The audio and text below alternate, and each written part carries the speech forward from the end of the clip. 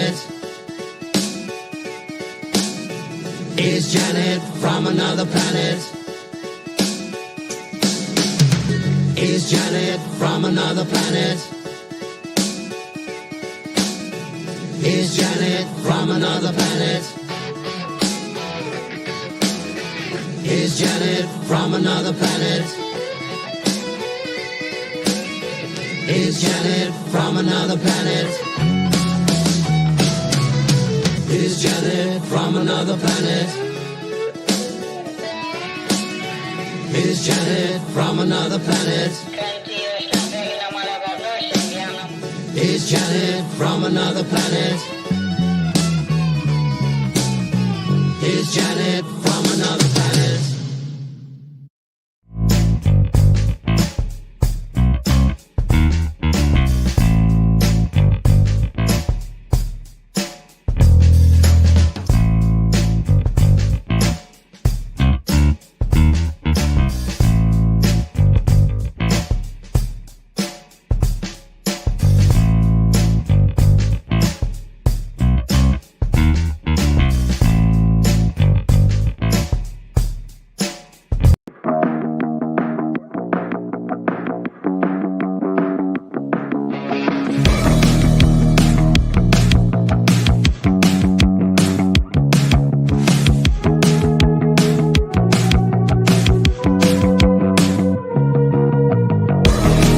Today's digital landscape with the spread of false information can lead to dangerous outcomes. It's crucial for everyone to think critically and verify sources and reflect on the impact of what they share. Let's promote responsible communication to ensure that truth prevails and actions remain rooted in reality. The opinions you're about to hear on this show are strictly those of the panel. The following program is rated TV MA LSV. It contains strong language, sexual situations, and violence. It is intended only for mature audiences. Well, hello, everyone. Welcome on the eve of the Independence Day for 250 years of freedom. Wow, it's amazing. So, hello, Ruben. How are you? I'm good. Good. I love your flag. It's awesome. Yeah, had to get the prop out. Yeah, and I Prop? got It's not a prop. But I'm also wearing my fireworks shirt that I'm going to be wearing tomorrow. Going to picnic, and hopefully it'll be fun. But hopefully it can last through the heat. So man, it's just been killer. I've been taking my chickens out and my chicks and my. So you went out and you had roasted chickens? Not yet, but I'm gonna. Scrambled eggs. But you have any plans for tomorrow? No. Just trying to stay cool in this weather, because I know a lot of people that wanted to do something. I've been trapped in hells for a long time now, so I'm just trying to get out. Yeah. Hopefully 2027 will be a better year. So yeah, I got one more commitment here at the end of the month. Funeral. I got my stuff out of storage. It's all here now. So I'm going to go through and do a final purge before going to September, hopefully going on a trip to somewhere September. It's the turning point for my life, and then start a new life, hopefully in January if nothing changes. So I'm still looking for work and trying to find something. So who knows? Got to stay positive. Yep, that's right.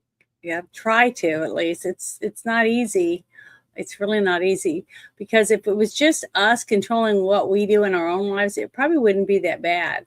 But everyone else that's in your life also causes, hiccups and, your job or lack of a job, people being ill or you being ill, things like that.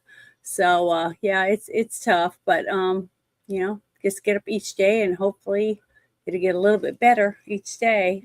Correct. And that's all we can do.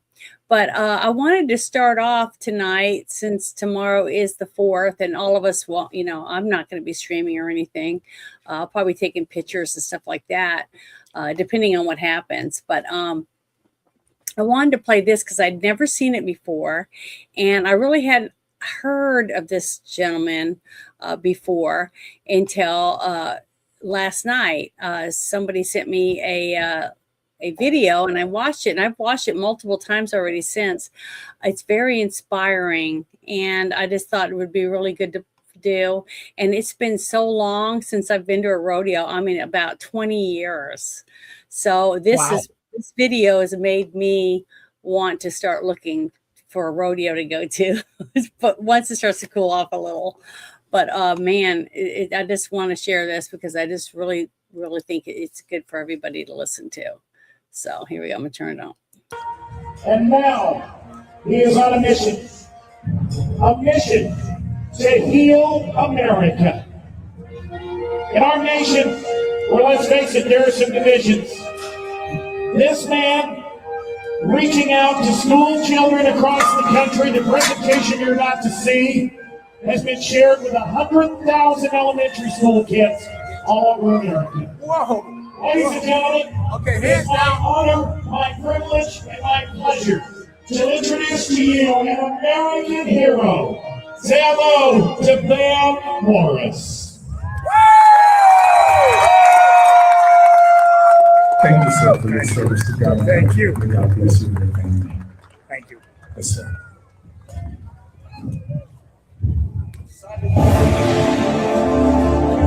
The Old Glory presentation that you're about to witness is a time-honored tradition that symbolizes our service members, our veterans, and first responders rise through the ranks.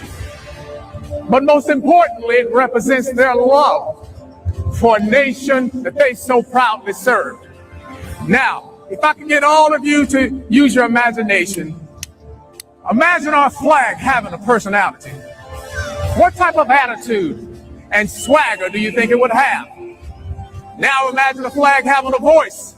What exactly would it say to its outstanding service members, its veterans, its first responders? What would it say to you? Well, I would like to draw your attention to just one fact. The fact of the matter is, the United States flag is the most recognized symbol in the world for peace and freedom. And my friends, when it comes to freedom, well, freedom is not free. It comes with a price paid for by our prisoners of war, our missing in action. We have over 80,000 missing in action personnel right now, today, by our veterans who have accumulated countless injuries and disabilities, and our outstanding service members who are serving around the globe in defense of our great nation. So let there be no doubt that I believe that if our flag could speak, it would say, I am the flag of the United States of America, but my name is Old Glory. I fly atop the world's tallest buildings, and I stand watch on America's halls of justice. I fly majestically across the great institutions of learning, and I stand guard with the greatest military power in the world. Look up and see me. I stand for peace, truth, honor, and justice. I stand for freedom. I am confident. I am brave. I am proud, and I am ready. When I am flown with my fellow banners, my head is held a little higher. My colors are a little truer. Except for my God, I bow to no one. And I'm recognized all over the world. I am sovereign. I am saluted.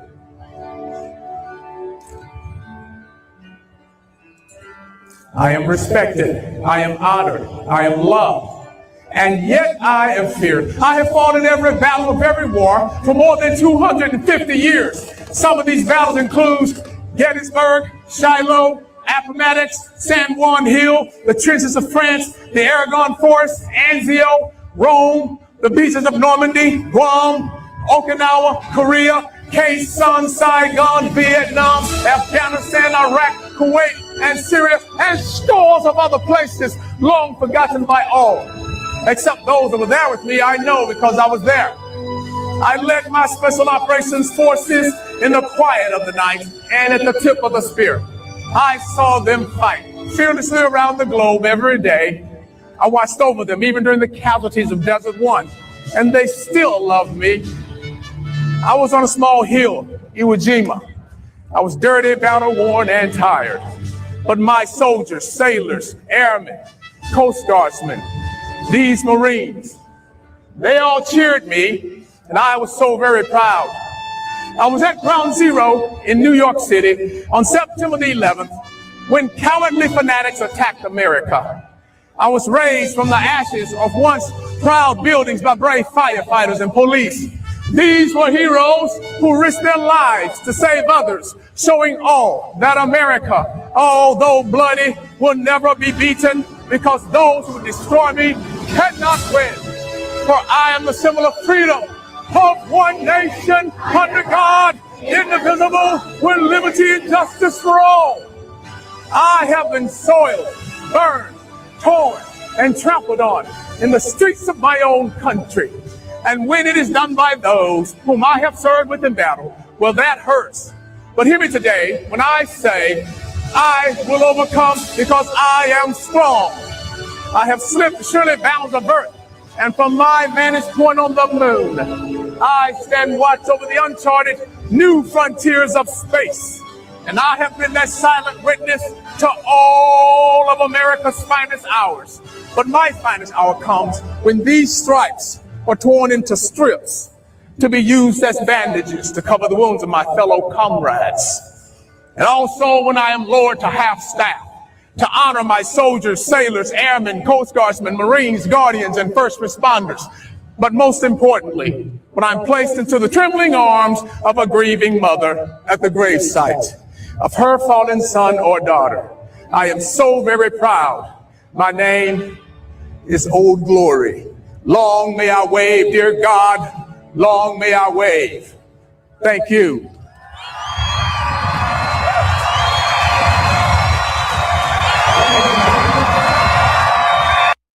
Beautiful. I just love that. Every time I watch, I just get goosebumps. I guess maybe just because I'm a military kid, but it's just that was beautiful tribute to the flag. And it's sad that some people have been told to take the flag down that they have out in their front yard because they're not allowed to have it because they're in one of those HOA, neighborhoods, things like that. When you can't wave the American flag in the United States of America, which is what that flag stands for, it's pretty sad. I don't know how we ever got to that point, but I just wanted to share that because I just really felt that it was a good thing to start off with. And I'm going to get that real quick. I'm going to get the link for that and share it in the chat for anyone who's interested to share it with someone else tomorrow, because it really is beautiful. And it's nice to know that he travels around and goes to schools and talks to kids about what the flag means and what it symbolizes. And I think that's a worthy goal for anyone, So I just want to share it. But let's see, what was that next thing I had? Because even though the 4th of July is tomorrow, we still have a lot of things going on that we can't do anything about, really. We have to just a second, let me bring this up.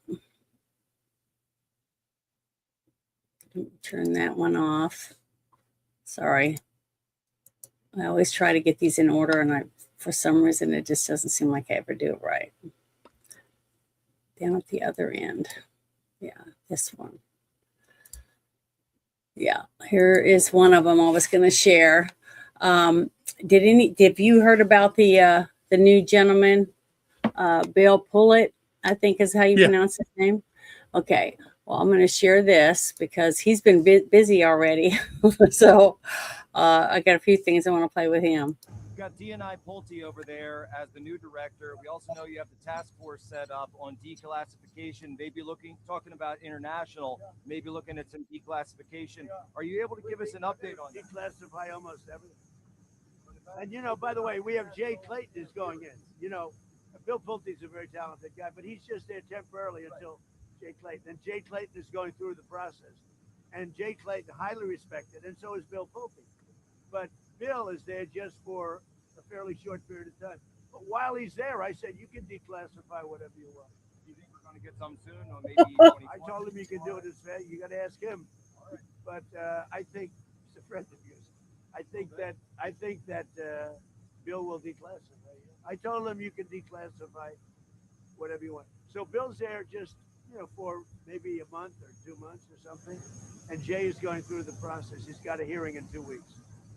Highly respected man, Jay Clayton. Okay? Thank you. I just thought that was funny when he said he's only going to be there for a few months, but I told him he could declassify anything he wants. So It's like having a key to every single door. I guarantee the Democrats don't want to, and anyone else, even the rhinos that have something to hide and don't want it out there, are not happy with this, having this person with the keys. You know what I'm saying? Mm-hmm. So I just thought that was funny because that's what I wanted to open with, that because the next thing, if I open the right one, so let's make sure I do that. Hold on. A lot of these are different things about things that we're trying to get declassified, and I think this is it. I don't know if I'm clicking on the right one or not. Yeah, I think it is, but yeah, here it is. So let me play this one for you. They are now out of a job. Their firings, which they were informed about just yesterday, are part of an effort ushered in by the new acting director of national intelligence, Bill Pulte. An intelligence official who spoke on condition of anonymity due to the potential for reprisal told MS Now these officials are being dismissed because leadership believes that they have withheld intelligence. That allegation, one former official refers to as, quote, absurd. It comes as former special counsel Jack Smith. They are now. I think it's funny because he's already using the scissors to get rid of people too. So the thing is, can they, take us to court, or the rest of the United States or whatever for being fired? So do you think all of them are going to do that? No. So I'm just wondering what they're going to do. But it's funny that it seems like Trump is pretty good at picking people that hit the ground running. With Tulsi Gabbard and Kennedy, and it just seems like Hegseth, everyone that he's put in there has been going gangbusters since they've been in there. And this guy knows he's not going to be in there that long, so he only has a limited amount of time for him to start opening all these doors and getting rid of people. If he feels like they're compromised or they're not fulfilling their duties, he just says goodbye. And he doesn't have to worry about the long term of it because he knows he's only in there for a short time. Now, the gentleman that's going to step up and take his place, now he's going to probably get the brunt of of all the bitching and moaning going on. But let me say hi real quick to everybody in the chat before I get too forward. Hello. Thank you so much. I really appreciate you. Oh, I guess she was trying to share flags. I wonder why we can't see it. Isn't that weird? Sorry, baby. Well, that's what happens when you because the chat won't show the actual flag. It'll just show what it is. It's always like that. I just think it's weird that we don't get to see it. I wish we could. I know that in some apps they have special emojis and stuff that show up, but I guess it doesn't happen in StreamYards and these programs. If you were live on the other apps, it probably could see it. But yeah, I just wanted to share this real quick. And this was the link to the beautiful thing about Old Glory, if you want to keep it. And hello, thank you, Omen Screaming Raven. Good evening to you, and I hope that you have something planned really nice for tomorrow with your family and friends, or whatever, however you want to celebrate Independence Day. I don't know. I haven't really. It's been a couple of years since I've seen live fireworks. Besides like sparklers and things like that. But haven't really gone to anything because it's always either too hot or I got up too early and I just can't stay up late enough. So, it gets hard, especially in this heat. But let me go to the next thing now. Shut that off. But do you like my background? I picked the American flag on America. I thought that was pretty nice. So Oh yes, I like it. It doesn't move though. I was trying to find one that waved, but I couldn't figure that out. I didn't have enough time. Okay. Oh, here is something I wanted to share. Before I open this, I wanted to talk to you. Did you get to watch Citizen Vigilante yet? yes, I saw it. All right. Well, I've talked to I don't know how many people, and they were all watching. They said the movie wasn't really well made, or you could tell that they didn't spend a lot of money in certain areas and things like that on it, but that the story was very important. So I thought it was good. I thought the premise behind the story was spot on. And when I posted on my YouTube, I wrote that it was the best movie I've seen since The Sound of Freedom, because it's like right down that genre where it's basically not supposed to be a great movie for an Academy Award, but a movie to open your eyes and make you think about things that are going on around you. And so that came out, and people were saying they were worried that because that came out, that it's going to cause people to start doing things that they normally wouldn't do and making it worse. You know what I mean? But I don't think it will. I really don't. But No, because the same thing happened in 1974 with Death Wish. There was a movie called Citizen Joe also that came out. Tall. Yeah, again, it's so weird when there's an issue or a problem, like a superhero does something or whatever, or a regular citizen does it, like even as innocuous as Roadhouse. When you have a gang, people want somebody to say enough is enough, and if the local authorities aren't doing anything, someone has to step up. And being a vigilante, again, vigilante, that's where that's the root of vigilante is villager. The villagers are doing something. The people, common folks, do something. That is the root of the word. So citizen vigilante, it's a citizen villager, whatever, the same thing. Well, so that's why I wanted to say that, because after that movie came out and it was free on X for like three days, something like that. This came across my timeline, which I thought was hilarious. And it says a real life Mexican Batman is making headlines. I just thought it was really funny. Oh yeah, I saw this. Yeah, the way that they were talking about it. It says a mysterious vigilante has reportedly been capturing suspected motorcycle thieves, beating them and taping them to street poles. Stolen motorcycles are allegedly left beside the suspects as evidence of their supposed crimes. I just think this was the duct tape is what makes it so funny. I mean, I don't want to see anybody beat or anything like that, because we don't really know whether or not they committed a crime. See, that's what makes it so bad, is that they did this, and when the cops do get them, it's going to be really hard for them to prove that these are the people that did this crime, if it was a crime. See what I mean? That's the only bad thing about being a vigilante when it comes to this type of thing, like Batman. Batman basically worked with the police officers to help stop crimes, or stop crimes in the process of it being, happening. But and this guy probably did too, but it's going to be hard to prove it in court, and that's the only thing that makes it hard for people to step in. Now, I know that there's been a few videos I've seen come out on different platforms, TikTok, Instagram, X, Rumble, where you'll have a cop and he's struggling on the side of the road with someone on the street, and a person will pull over or be riding a motorcycle or a bike and get off and then jump and try to help the police officer and until they can get cuffs on the person and stuff like that. Now, that's not the same thing as being a vigilante, but I'm just saying.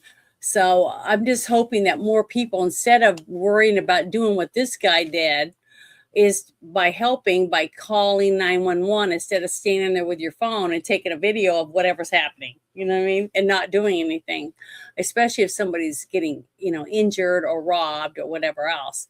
So you can help that way. Be a vigilante by helping people in your community, by calling 911, that kind of thing.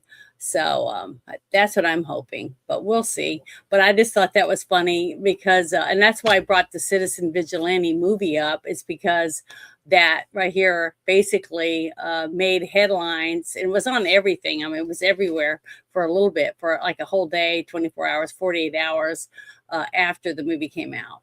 So I just wanted to share that because I just really thought it was funny. Yeah. What does Lloyd have? Lloyd, did you send it to her in a chat or what? Because he has something on it. Oh, I don't know. What is it? I gotta go look at my Discord? I have no idea. Yeah, let me Where go is look. it? What is it? Oh, here he is. Hello. Hey. Welcome. Sorry I'm late. It's okay. How are you? And are you all ready to have some fun or relax or whatever for the 4th of July tomorrow? Oh God, yeah. This is my two favorite holidays. It's Christmas. Well, Christmas because, well, let's see. I'll show you. Ta-da. My dad was Santa Claus. What can I say? Yeah. In fact, hold on. Let me show you what I mean. Where is he? There he is. There's Dad. Okay.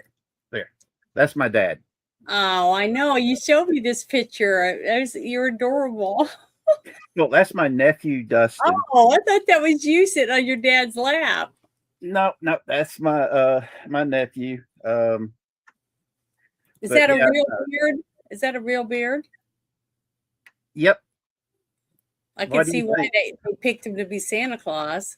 I've gotten to take nieces and nephews to see Santa, and they had people they'd hired. They had real beards, and man, that is just super cool when you get a Santa that's got a real beard and everything for the kids to go. One of the reasons why I keep this shaved as a goatee is because I look so much like my dad. But even like this, whenever I'm out, if it wasn't for the fact that whenever I'm not using my crutches, kids will look at me and go, oh, just like they did with Dad. And, oh, yeah, especially around getting closer to the holiday, I can see why kids would get all like, I got to be good in front of him because he'll write it down on his list that I'm being bad to my mom or whatever. So I think it's adorable. But you missed. I played a really cute opening of a gentleman talking about Old Glory, and he travels around. He goes to the schools and stuff. And it's just, to me, it's so good. I will share. I'm gonna get that really quick and. That's the video you sent me, right? I don't know. Is it the giant American flag and he's at a rodeo? No, this is the Van Morris one. Yeah, that one. Yeah, that's a different one of it, but this one's at a rodeo. But it's still the same story and stuff. But isn't it? Lloyd really wants to know if you can send it. Do what? Lloyd wants to know if you can send it. Yeah, you can send it. If you can, are you going to send it to me on Discord? Because I went to my Discord to check to see if you sent it, and I didn't see anything different than our earlier conversation. So, dun, dun, dun. Yeah, so I'll have to wait and see what it is. I'm sure it's something he drew or painted or something, because he's really, really talented. Have you guys seen any of his work? Somebody wants to say hi. Hello. Aw, hello, little kitty. There. You better now. Mr. Bigglesworth. Well, his name is Kraken. And see, take a look at him. This is Kraken. The other little guy who's gray and black, his name is Prince. And if I hold him like this, you'd see this big thing right here because it'd be his belly. Prince's family. He's So fatter than me. that cat you're holding right now, though, he looks young. It's like a younger cat. Yeah, he's a year and a half old. They both are. The only difference is like I said, Prince eats a lot. He eats Kraken's food, which is hilarious. That's funny. And they it's a pain in the butt sometimes. They're spoiled. They know it. But have you been watching the videos of all the British people coming to the United States and eating food here? Yeah, I've seen. It's not just the British. There's been other countries too. The Japanese dude that tried Texas brisket, he was doing this number. It was great. And there's this one Japanese guy who came to the United States, and he's going from restaurant to restaurant trying them out. And he was sitting there talking about the fact that he went to a Mexican restaurant, and they just kept bringing chips and salsa to him. And chips and salsa. And in Japanese culture, you're supposed to eat everything that's put in front of you. And then once they finished their chips and salsa, they brought more. And he's like going, "Oh my God." And he just kept eating. He filled up on chips and salsa, and he says, "I have dishonored my family because I am too old to eat anything else." It was so cute. And there's another video that's this elderly granddad. He just turned 93 years old, and his daughter is fixing him American cuisine. Americans have been sending them American recipes of various American foods, and she's been fixing American food for him. And he's been loving the American food so much, he's actually been learning how to speak American instead of English. He's actually adopted y'all as a word to use. It's so cute. He had his first peanut butter and jelly sandwich. We couldn't believe how good that was. Then he had American corned beef, because you would think English corned beef would be what we eat, but it's not. Their corned beef is what we refer to as corned beef and hash in the can. And oh man, it is so cool watching him eat American food for the first time. He fell in love with peach cobbler. Oh, there's so many good ones, man. And watching all these people talking about how their media had always portrayed Americans as rude, crude, and socially unacceptable, and arrogant and everything else. And this one British dude was talking about the fact that he got lost, and it was something else. And he was talking about how the Americans that he had met were so kind, considerate, and humble. And then at one of the games, the sound went out while they were singing the other team's anthem, and the Americans stood up and sang their anthem for them. And it wasn't it was the Canadian anthem, and they actually sang the Canadian anthem as it was originally written, and not the rewrite that Cass Trudeau had changed the words for. And he Sorry, says, I'm trying to open this stuff that he's trying to send me because he wants me to show it, but I got to make sure it's not copyrighted or whatever. "Oh yeah." So give me a second. Just keep talking because I'm trying to figure this out. I don't know what I'm doing. All right. But yeah, I mean, I've been watching these videos all week, and well, past 2 weeks now, and I didn't get to do Fireside Chat this week because of my health. My foot was hurting too bad, and then yesterday I had to go to the VA to do lab work and meet with the patient's advocate. And while I was there, I told them what my doctor had said about the VA's no longer giving methadone for pain management. And when you've got 3 separate nurses giving you the "what the hell are you talking about" look, that's when you know something's up. And they Yeah, we told have me, heavy storms going on right now. that's not fun, man. We had that last night. Yeah, we had sirens already going off, but I'm fine. It's just way weird. Sorry. Well, if the tornado comes through, just do the Bugs Bunny. Get a whistle and striped t-shirt and go, beep, stop. Penalty box. And odds are it'll look at you and say, and then slap the shit out of you. But you'll get points, especially when you get up to the pearly gates and St. Peter's looking at you going, you do realize Bugs Bunny's a cartoon, right? Well, I opened it, but I don't know. It's not doing anything. So Hold on, let me grab it. Okay, I don't know what it is, and I have no idea what I'm supposed to do with it. Sorry, that's why Hold I like. I'll pull it up. All right, I appreciate it. It's something he made. Powder toy. Independence Day. Mm-hmm. I can't remember, Miss Janet. You like Harry Potter too, right? Mm-hmm. Which house? Oh, hit play. Okay, hold on. I didn't see a play. That's what I was looking for. I see a play button. Oh, I see it now. I saw the little orange lock, and I was like, "Well, how do I open it?" See?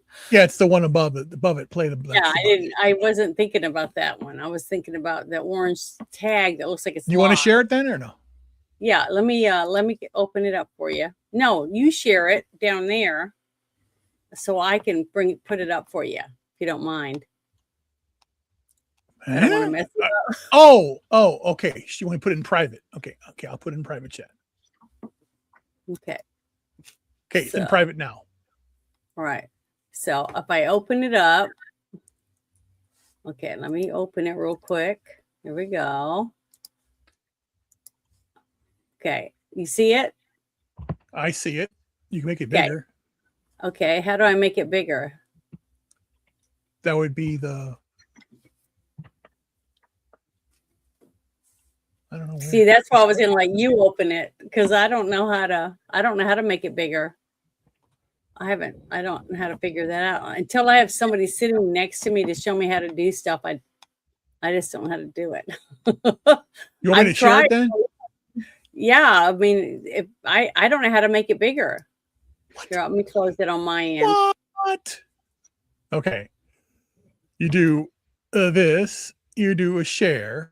You do where the hell is it? This one. Hit share. Okay, I'm going to make it bigger. Make it bigger. There we go. Oh, see, I don't know how to do that. And then hit play. Okay, now hit play, and what happens? I don't know. Ooh. Establish. Oh. Nice. So what is it? It says established in God Bless America. Yeah. Okay, I see that now. Yeah. I hit play.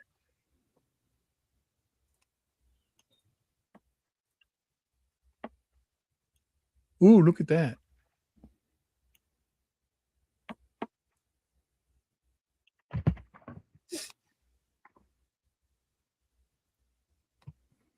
That's it. Unless I'm doing something wrong. That's what I said. Oh, you can draw on it.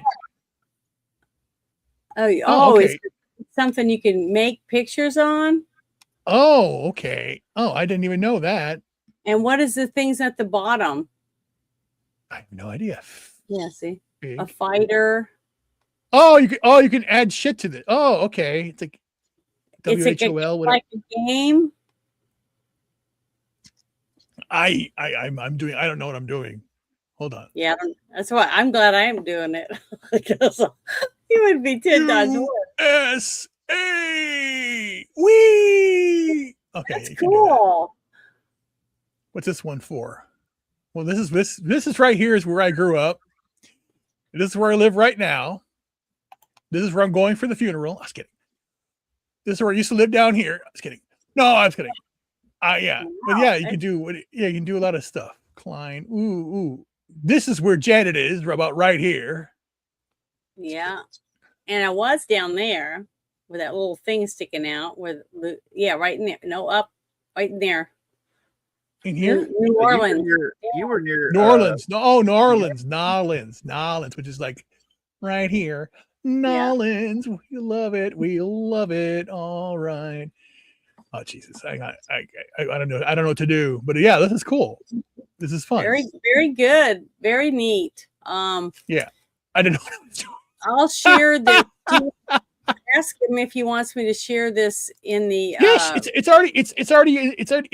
in the chat already. Oh, it is. Okay. Well, cool. Thank you very much. That is interesting, and the fact that you did that. Okay, I see what you can do. What is it? Yeah, I see what you can do. Yeah, once you open it up, you can do stuff with it. You can hit run, and then you can do whatever you want with it. You know, seed. I don't know what the seed does. Unpause it. Whatever that means. This one is. But I'm going to open up my next thing that I had pulled up. Oh, I know what to do now. This article right here with Tim Burchett. He said that he received a warning from someone inside the Trump administration that he needed to increase his security. And he wants to make clear that people know that he's not suicidal. So, oh dear. So yeah, let me play this for you. We'll tell you this. The part where I said I'm not suicidal. I remembered there was another Saturday I was sitting at the house and I got a call from I'll just say a friend of the administration had told me that the Trump administration. Yeah, had said I'd kicked a hornet's nest and they said you need to get bodies around you. And I I'm in East Tennessee. I've got bodies around me. There's enough good old boys out there. I don't know exactly what that means, but it's a literal. Lou will tell you we have kicked a virtual hornet's nest, and these people don't want this stuff out. Tim has every right to be worried for his life over seeking answers on UFO disclosures. There are at least 12 documented recent cases involving scientists, researchers with ties to U.S. government programs that are UFO, UAP related. This is 12 people that have been killed just in the last few years. So that's a big deal. And Tim has been whistleblowing on things like this before involving murder with the government. Because if you look at some of what he was talking about with the budget, he was talking about when the Pentagon was failing their audits, no one knows where the money's going. And he says that the only way that we'll ever find out is if somebody leaks it, and then they will certainly be murdered. But don't just take it from me. He actually said that. Listen to this. You have a Pentagon that has billions of dollars that they hide. We don't ask for any accounting of. They never pass an audit in the history of audits. I've often said the only way we're really going to get to the bottom of this is somebody's going to walk out of one of these labs with this information and puts it out on the internet before they commit suicide by shooting themselves in the back of the head. Yeah, this is exactly what we're worried about with him. He keeps pushing these subjects, but he's honest. If you leak things that they don't want you to know or they don't want the public to know, they will murder you. And that is just a fact.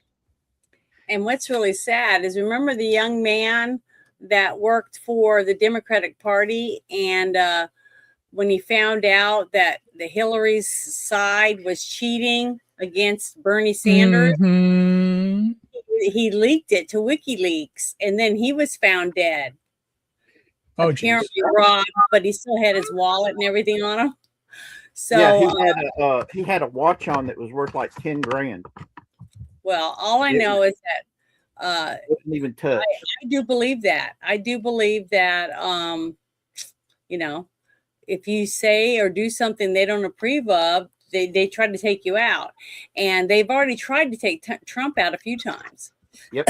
Now, this other thing that I did a show about the scientists that were all like dying mysteriously. You know, some disappeared, one died on a hike. You know, one was in a couple in weird, mysterious car accidents and things like that. Working with different laboratories, you know, scientists in weird, different things like rocket propulsion or different things like that. So, I don't know. I just thought it was pretty interesting because you're seeing a lot of Tim Burchett out doing things, and he comes out and he says, "I can't believe they won't vote for the SAVE Act. They won't do this or whatever." You know, he's always speaking out against it because he's still trying to do the job that he was put in there to do. But there's quite a few that aren't. They're just there for themselves, and those are the type of people that I believe take out people like Tim. You know what I'm saying? I just wanted to share that because I thought it was interesting, and I didn't know of anybody who had been even talking about it. You know what I mean? So I just wanted to share that. I thought it was very, very, I don't know, interesting. So here's another one I thought was pretty good. This is the whole thing about what happened with SCOTUS, and SCOTUS saying that you know, basically ruling against what Trump's executive order that he'd put out about this stuff. So I wanted to play this interview with him, and I'll share this link too because I think it's pretty good. But here we go. But I like Stephen Miller, so here we go. Food in the heart of the American Republic.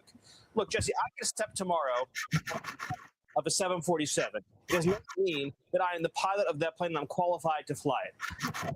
Being on U.S. soil does not make you a citizen or qualified to carry on or capable of executing the inheritance of this country. We have people from all over the world, from third world nations, nations that on their own would have never invented the wheel, let alone modern technology, let alone medicine, let alone air travel. And they can just come into the country, have a baby at a hospital, paid for by you and me, and then that baby's automatically a citizen. That baby can sit on a jury when he turns 18 and sit in judgment of you and sit in judgment of me and sit in judgment of our loved ones, can decide who our mayors are, our governors are, our presidents are. Citizenship means nothing if it is open to everyone. The idea that you can have a cruise ship filled with foreigners and they just dock at a port for an hour and someone has a baby, Jesse, the baby's an American citizen. They can vote in every election for the rest of their lives. They can be living in a foreign country and cashing welfare checks from American citizens. Look, I know that some of the justices who worked on this, they think that they're so intelligent. There is no possible reading of the 14th Amendment that applies to foreigners with foreign loyalties, foreign citizenship, foreign obligations, foreign everything. And here's another point. Here's a pretty good clue. So what do you guys think about that? I would like to hear your opinion because I 100% agree with him. I was born in Newfoundland. My dad worked there, right? And I have this many papers stapled to my birth certificate to prove that I'm American. Okay, because my parents were both Americans. My dad was stationed there for the military. So, but I'm an American. I have a sister that was born in Maine. I have two sisters born in Georgia, and I have another sister born in the Philippines. My parents traveled a lot for this country. Okay, and I'm an American, 100%. And I fight for my veterans. I believe in the flag. I feel like I'm very patriotic, but it's because of my parents that I feel this way about my country. But a person that just walks over the border that's about to pop because she wants to have a kid in America, so it'd be an American citizen, and then she can live here for free because her child is an American. You know what I mean? That kind of stuff shouldn't be right. A person that immigrates here, which is called immigration, applies for the paperwork to become a citizen. They have to take classes about the the Constitution. They have to learn all these different things, just like you would have to do if you went to Norway or Canada or Mexico or any other country. You can't just become a citizen or plop a baby out over there and their baby be an American citizen or a citizen of that country. So That's I want to correct. hear what you guys have to say about what we just heard from him. It's a travesty right before the 250th anniversary of America that this happens. This was done, the 14th Amendment was done because of the Civil War. And it ensured that people that were already here, that the Democrats were not giving them voting rights, that they were American citizens, to give them citizenship. That's what it stipulated from. This is not what they intended. So this is another way that the Convention of States, the Third Continental Congress, has to happen. There's too many things, and it's not a question of Republican and Democrat now. It is the uniparty and the people who believe in America. This is insane. The Roberts Court is an abomination. Amy Coney Barrett is not doing good. And you have, what you had Biden, what he put in, Obama put it, what Obama put in before, what Biden put in with Ketanji Brown Jackson, which is the dumbest idiot I've ever seen on the Supreme Court. It is ridiculous. Mm-hmm. Well, one of the things, the authors of the 14th Amendment came out after it came out and stated this does not include foreigners living in the United States, especially not foreign diplomatic officials living in the United States. They spelled it out, what it meant, who it was for. And other countries don't just recognize a child born in their country as a citizen. Mm-hmm. It's like I have said before, I wish we would adopt Mexico's immigration policy. And then all these assholes saying that America's immigration policy is super racist would be going, holy shit, this is messed up. Because Mexico actually, in their laws, reserves the right to shoot somebody coming across their southern border illegally. Mm-hmm.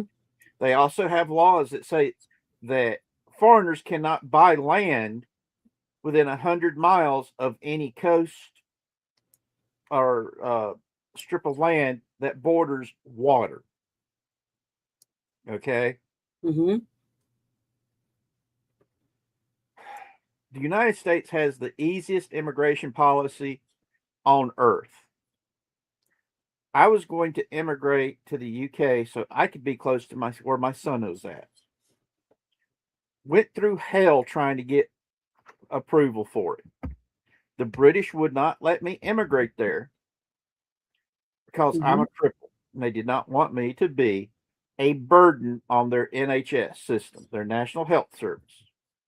Even though the United States State Department and the United States Veterans Affairs Department both were stating my medical care was going to be nowhere near their stuff. I'd be going to the military bases for all of my medical care. Mm-hmm. They didn't care. They didn't want to do it. And because of the way the immigration laws are in the UK, my son keeps saying he doesn't even think he's an American citizen, even though he was born here to an American citizen. Because that's just not the way British citizenship works. So yeah, I'm fed up with a lot of the BS. And when it comes to the 14th Amendment and the whole birthright citizenship, it states that the only way you're a citizen being born on American soil is if you fall under the jurisdiction of American law, i.e., you don't have diplomatic immunity. If you've got diplomatic immunity, boom, you ain't under U.S. law. Mm-hmm. If you're here illegally, you're not under U.S. law. You came here illegally. Your kids are not American citizens. Mm-hmm. Yeah, there's rules. Yes. It's aggravating to me as a disabled vet who loves this country. Now, if you come to this country and want to be an American citizen and embrace the culture here, I am more than welcome to have my arms open and kiss you and say, welcome, brother, or welcome, sister. Welcome to the great American melting pot and family. But if you're coming over here and you're holding on to all the really stupid, crazy shit of your homeland, such as honor killings, female genital mutilation, I divorce you, I divorce you, I divorce you, to end a marriage, or all any of that kind of crap. I say no, get the hell out. If that's what you want Sharia law, go where it's at. Don't bring it here. Our Constitution states that there is a massive division between church law and secular law. We live by secular law. We do not force a church law on non-believers. That's the problem with Sharia law. Sharia law is supposed to be enforced on everybody. And that's the one thing that when people say, well, what about the Jewish courts? Yes, those Jewish courts are only for Jewish people. They do not force that on non-Jews. But when it comes to Sharia law, they force it on non-Muslims. That's been a major problem in the UK. That's been a major problem in Dearborn and other areas in the United States where Muslims outnumber native-born citizens. Because a friend of mine was up there and wanted to prove a point. Yeah, I wanted to share this real quick with you, but I don't know how to make it bigger. How do I zoom in again? Click on it. Click on the picture. Okay, click on the picture. Hold on, I got to go back over there. Click on it. It's not it just goes like that. I don't know how to make it big. You know what I mean? Oh shoot. Click on it again. Okay, I did. It's not doing anything. Huh. It's on my YouTube, so I was going to show it, but I got a lot of comments on it. But I Are posted you using the YouTube app? Yes. Okay, using the YouTube app. Let me look at that. Three little dots at the top right there. Yeah. Yeah. See, it just says edit, delete. But I'm just going to read this. It says, should women be required to take a pregnancy test before being allowed to enter the United States? Because I have seen, I don't know how many videos showing women with a man or whatever coming to visit from Somalia or Venezuela or, Iran, different places like that. And they're this big. And they're saying they're 16 weeks, stuff like that. And you can clearly tell they're farther than that. There, I think there was one of the SCOTUS did mention, and I think it was the one that was put in by Trump, not Barrett, the other one. I can't remember his name. Okay, do me a favor. Click up where the lady's at. Okay. Go down a little bit. Where is the thing at? What with thing? 3 dots? See the 3 dots? Here.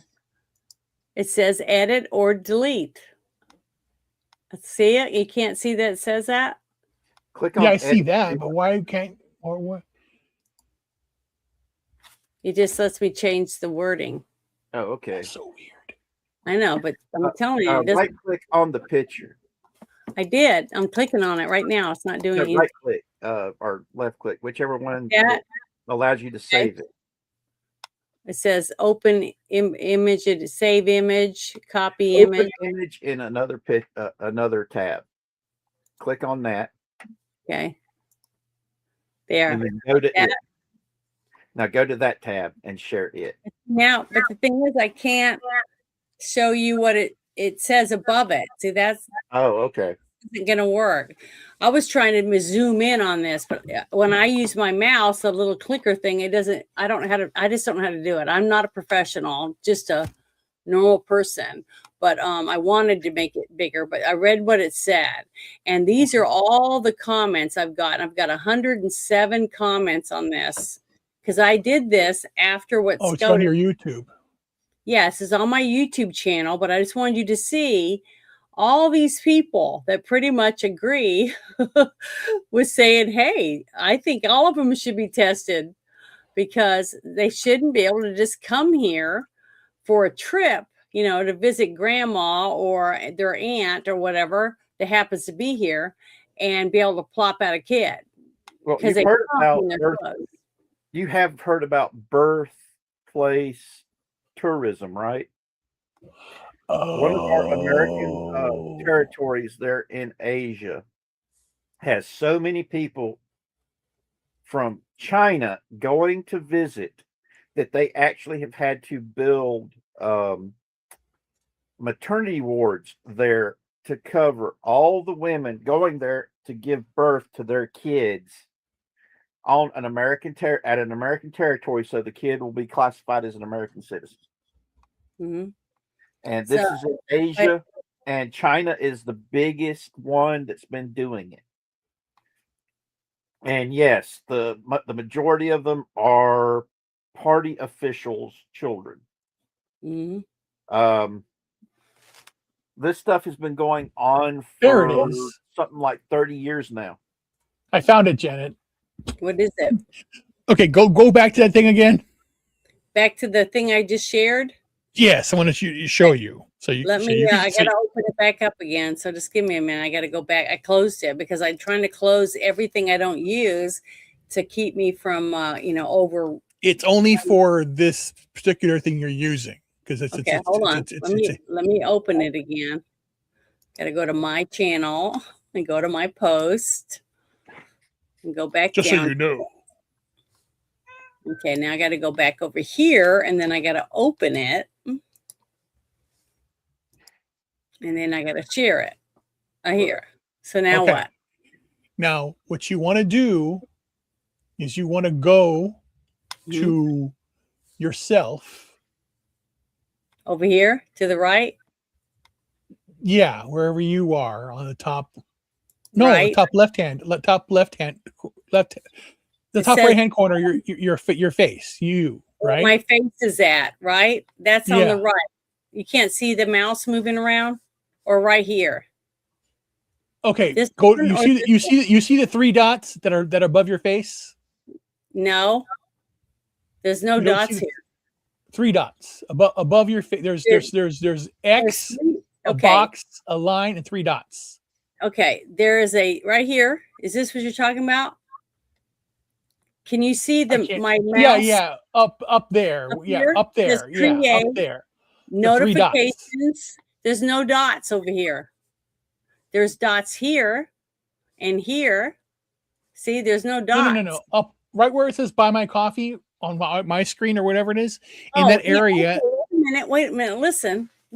I'm over on YouTube, and now I have to come back over to this because see, this is all different pages. Correct, but this is YouTube. This is a YouTube app. Okay, I'm not on the YouTube app now. I am on StreamYard when I came back here. All right, go back. No, but I'm asking you to go to YouTube app. You're showing whatever you're showing. On what you're showing. Okay, right here. This is YouTube. Okay, yes. Over here in the corner, there's my picture, and then there's a bell, and then it says create with a plus next to it. But next to that, there is no dots. No, above that. There's nothing above it. See, when I scroll, there's not. Oh, now I'm all the way at the very top, but now I'm not with the picture. So now what? There's still no dots. Huh. See? Can you not see that there's no dots? Okay, let me share it. Let me share and show you. Okay. This is I want to let me just share it and show you. yours because Bruce. No, I'll share it. I'll share it. Okay. Okay.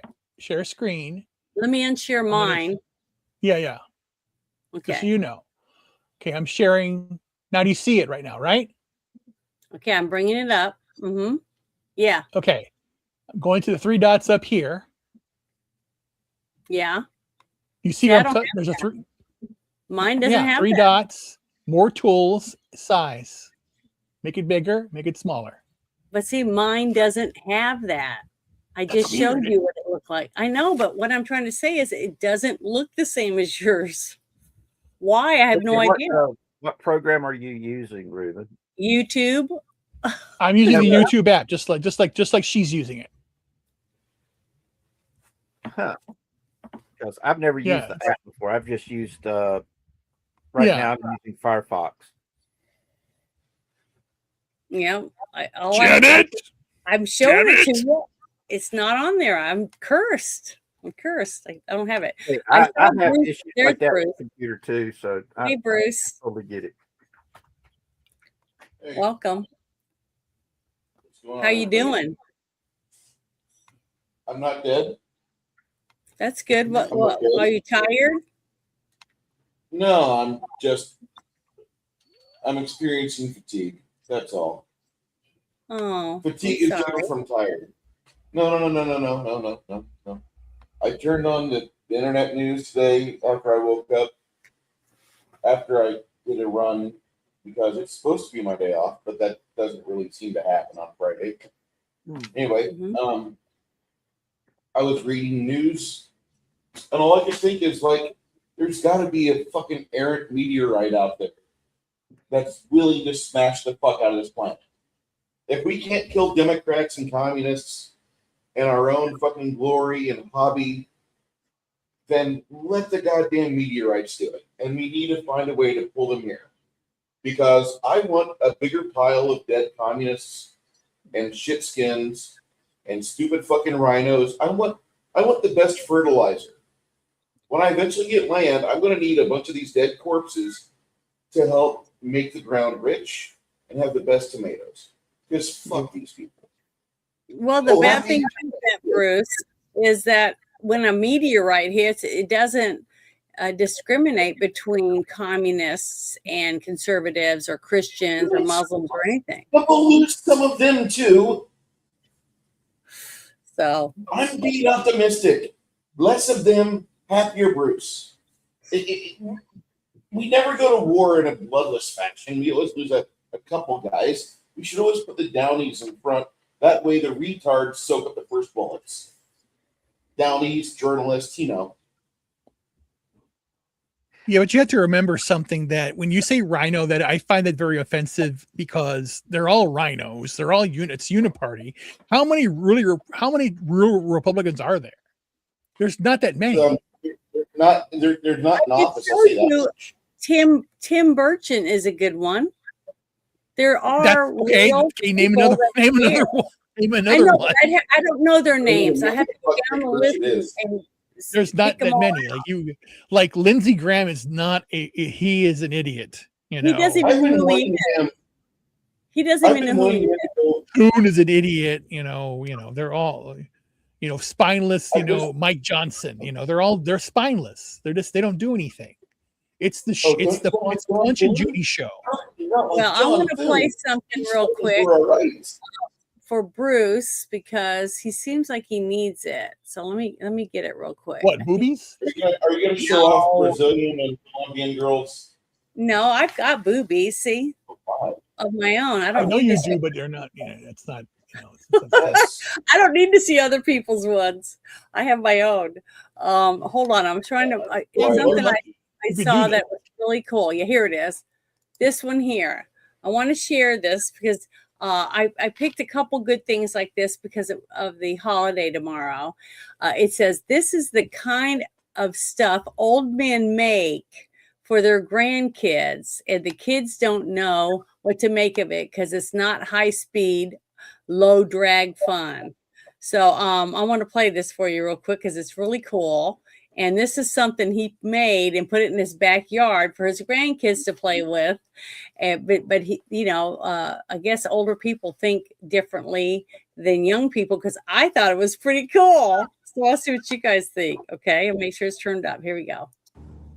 Here we go.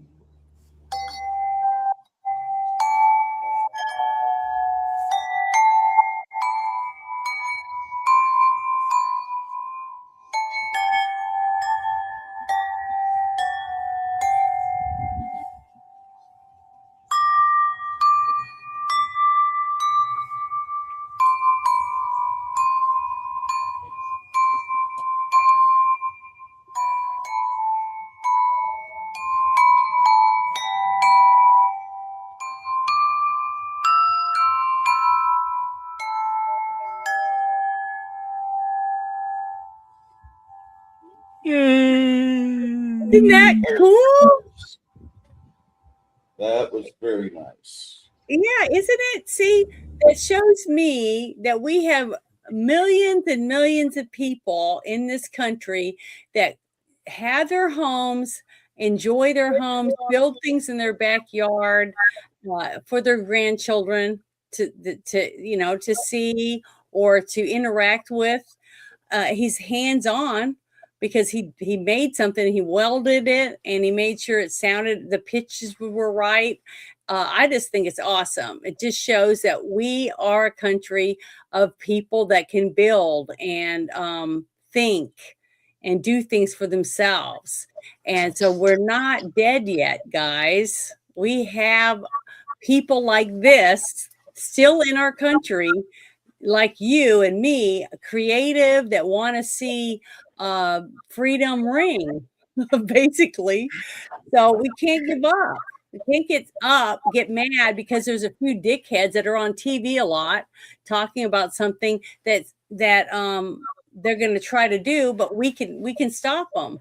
I mean, the fact that Trump got elected proves that we can win if we all work on it. You see what I mean? Yep. So I'm not giving up. I'm not giving up because I still have faith that When I say I'm what's fatigued, going Janet, on, worth it. when I say I'm fatigued, I'm not saying that I'm giving up. No, I I'm not know, saying but that you're upset. And we just have to realize that if we stick together, there's we're gonna win. That's what I'm saying. I think we're gonna win. Trump I became still president. want the scoreboard. I still want the leaderboard to go up. That's all I ask for.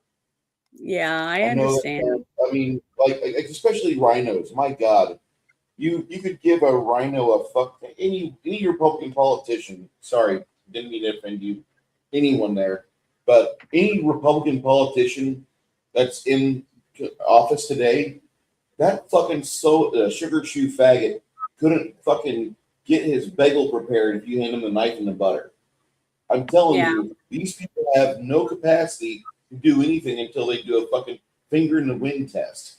They are so fucking scared of. It's like the fucking British police that they were so scared of being called racist, even though tens of hundreds of young girls are getting raped every night in the UK. Fuck these people and fuck that mentality. Yeah, 250,000. And Yeah, that's did you, did That's a you lot of watch ugly that movie, fucking kids. Bruce? Which one? The vigilante one? I watched most of it. I liked the idea of it. I really do. Okay, well I just that don't think, was the whole if reason for it. Yui Bowl, he drags his shots on for like double the amount of time they should be on. If you want me to look at it, Janet, and you and I do an objective review where we review the shit out of it. No, I don't care if it was the shittiest movie ever made. I really don't. It was the story It's not. behind There's plenty of others that he contributed that are in that category. behind the movie is all that matters. Just like the other one, The Sound of Freedom. It's not really. It's not really a movie to win Academy Awards or to give out Oscars and stuff like that. Woohoo! Yay! Great movie. It's all about getting people to think about what they just viewed. The Sound of Freedom is watchable, at least. When I'm watching Citizen Vigilante, Arnie Hammer is doing the things that I only wish 1,500 men would do in the UK. You could fix the entire island if they would just do that. 1,500.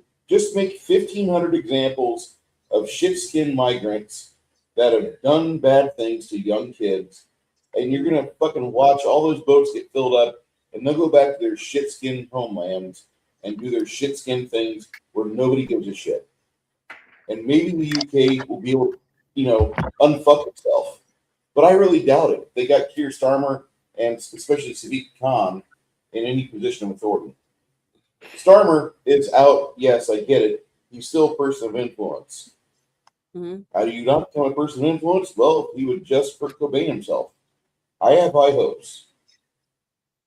Well, Sturmer is one of the reasons why that shit took place for so damn long and nothing got done about it. Mm-hmm. His name was actually on the list of officials that covered the shit up, which is why he had to resign. That there was enough people that were finally fed up with it that he literally had no other choice but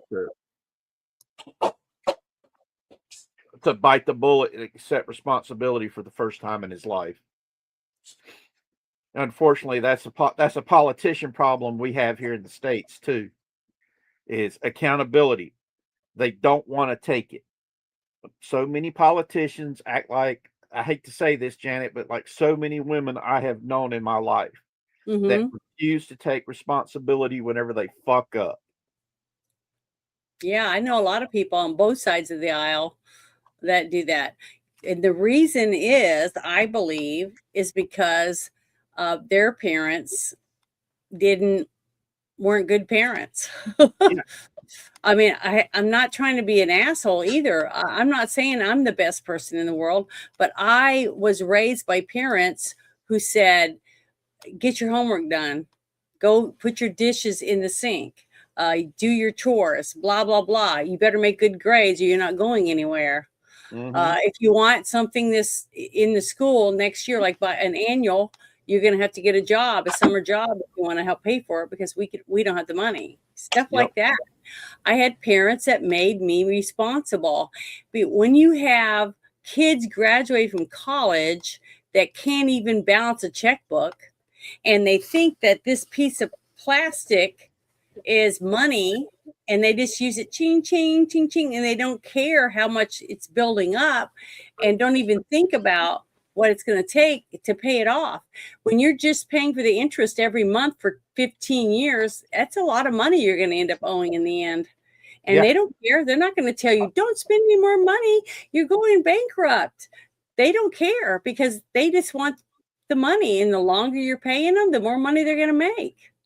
Well, when I was in high school, I don't know if this is I don't know if I'm the oldest one sitting here. I'm 55 years old. Nope. When I went to school, the school I went to, they taught us how to balance a checkbook.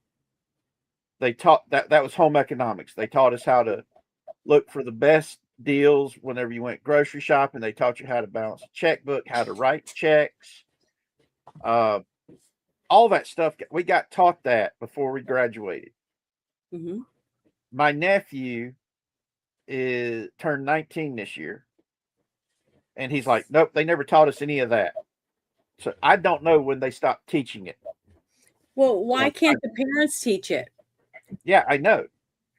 Hell, I knew that you had to balance your budget when I was still in elementary school, because even though Dad was making pretty good money as the head groundskeeper at a golf course resort that all of the big golf pros were using to do their training in the off season, because they found the golf courses that Dad set up to be challenging enough to make them better. And I got to meet people like Palmer and what was their names? It's been so dang long ago.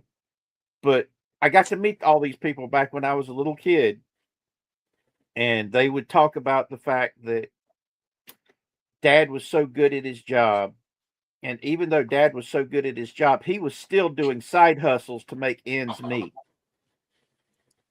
And so I knew, hell, I was having to do actual jobs out of the house, babysitting rich people's kids to bring in extra money. That, to be honest, I never saw that money. That money went straight to Mom and Dad. And then I had to beg and plead for a 35-cent comic book. Can I please get the X-Men? No, it's got a monster in it. But that's not a monster. That's Nightcrawler. I don't care. It looks like a monster. You're not getting that comic book. But I was babysitting all these kids to get the money to like just buy a comic book. Didn't matter. So yeah, I learned the value of a dollar. I also learned the difference between a golden child and a scapegoat child. Hmm. And also got to see what happens when you have rich kids that are spoiled out the yin yang, man. Well, today though, we have children that are spoiled out the yin yang, and they're not rich. Yeah. Okay, their parents might be on, or their mother or their father, whoever they're with, might be on, food stamps and stuff. But Mhm. instead of buying their kids or buying food like lettuce and celery and things like that to make a salad, they buy, Pop Tarts and cheese puffs and other things that aren't really healthy for the kids. See, Well, look at the instead fact of that buying things that's healthy, and trying to feed it to them like my mother would do, because we had to make our own biscuits, we had to make a Mhm. salad, we had to, make breading to go on a pork chop to fry it or put it in the oven. We had to do all those things. well, look So at the fact that people we're the aren't only people we're the aren't only taught country how to on cook earth. or do any of these things anymore.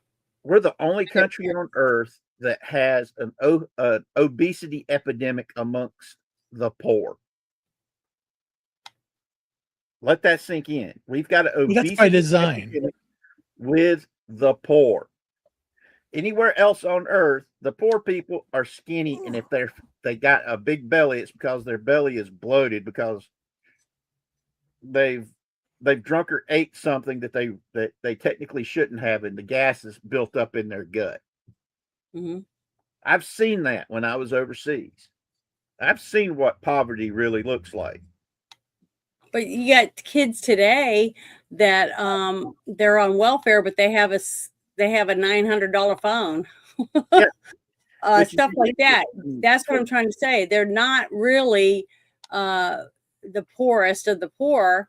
They're poor, or they're poorer than this person or that person, but they have parents that don't know how to uh, buy properly or to spend their money properly, or how to do a lot of things because they were never taught. And when they don't know, then how are they supposed to teach your kids how to do it?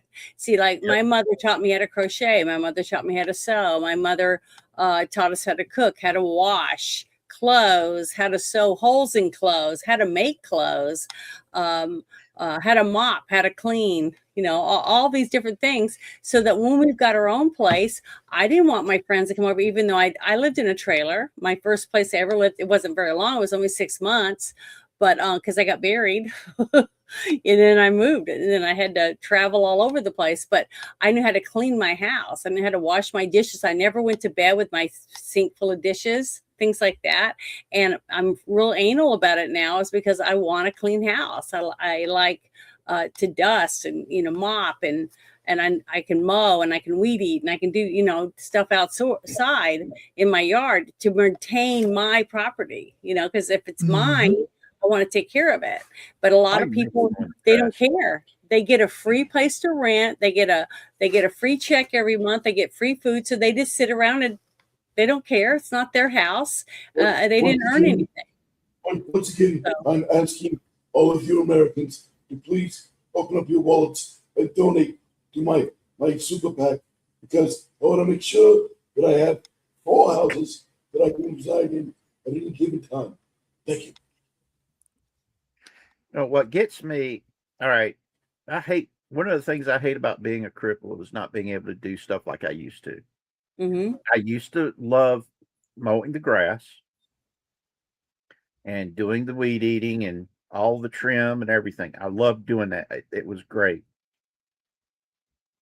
And I used to have a house that could pass a 4.0 inspection without a problem. Mm-hmm. But ever since getting crippled and my body getting to a point to where I can barely, there are days when I have a hard time just getting out of bed to go to the bathroom because I hurt so bad. My house looks like 8 or 9 hurricanes have come through here. There's Yeah. a tornado living in my spare bedroom, and they're pitching shit fits every few minutes. That's how bad my house looks right now. Fortunately, my nephew and he works doing landscaping during the summer, and him and his boss come and mow our grass for literally mow our grass, and all we're ending up paying them for is the gas that they use to run the equipment. And when I found that out, I started crying. I'm like, you should be charging us the actual going rate. He's like, no, you already earned it. The guy's something else. I love that man. But stop it. You behave. But like I said, it's ridiculous that you remember when old people used to sit around and talk about how youth is wasted on the young? Yeah. Yeah. My grandparents used to say that while they were sitting around the table playing 42 dominoes. Well, I'm saying that about able-bodied people, man. Because, I mean, I used to love going for hour to 2 hour long walks just to relax and clear my head. That's how long it now takes me to walk down to the corner, which used to only take me a 3-minute walk. Now, what used to take a 3-minute walk now takes me an hour to 2 hours. So I'm going to tell you, young people, protect your back, protect your knees, and protect your head. Yeah, when you're young, you can get hurt and you seem to bounce back. No. All that hurt and damage is crawling into the back of your butt crack and waiting. That way, when you get old, it's going to come out with a freaking vengeance, man. It's going to come out with a couple of chainsaws that make Leatherface go, holy shit, that's scary. And get you in the butt, man. So protect your back, your knees. I believe you. Because I was at the hospital earlier today, and I had to go over there and take care of a client. On our way out, I saw a familiar face, and I'd known this person 12 years ago, and she's completely different mindset now, from what I can tell. She's no longer able-bodied, and I asked her what happened, and she's like, well, after you and I broke up, I met a guy, and he was everything I thought I wanted, but he wasn't nice. He wasn't respectful. And in front of my kids, he shoved me down a set of stairs, and I broke my back on the 5th step from the bottom. And I'm like, wow. And so, like, so what are you doing now? And she's like, oh, I moved my mom and my dad in. My dad's pension is helping pay for everything, and it's a bigger house than what they had, so they kind of stepped up.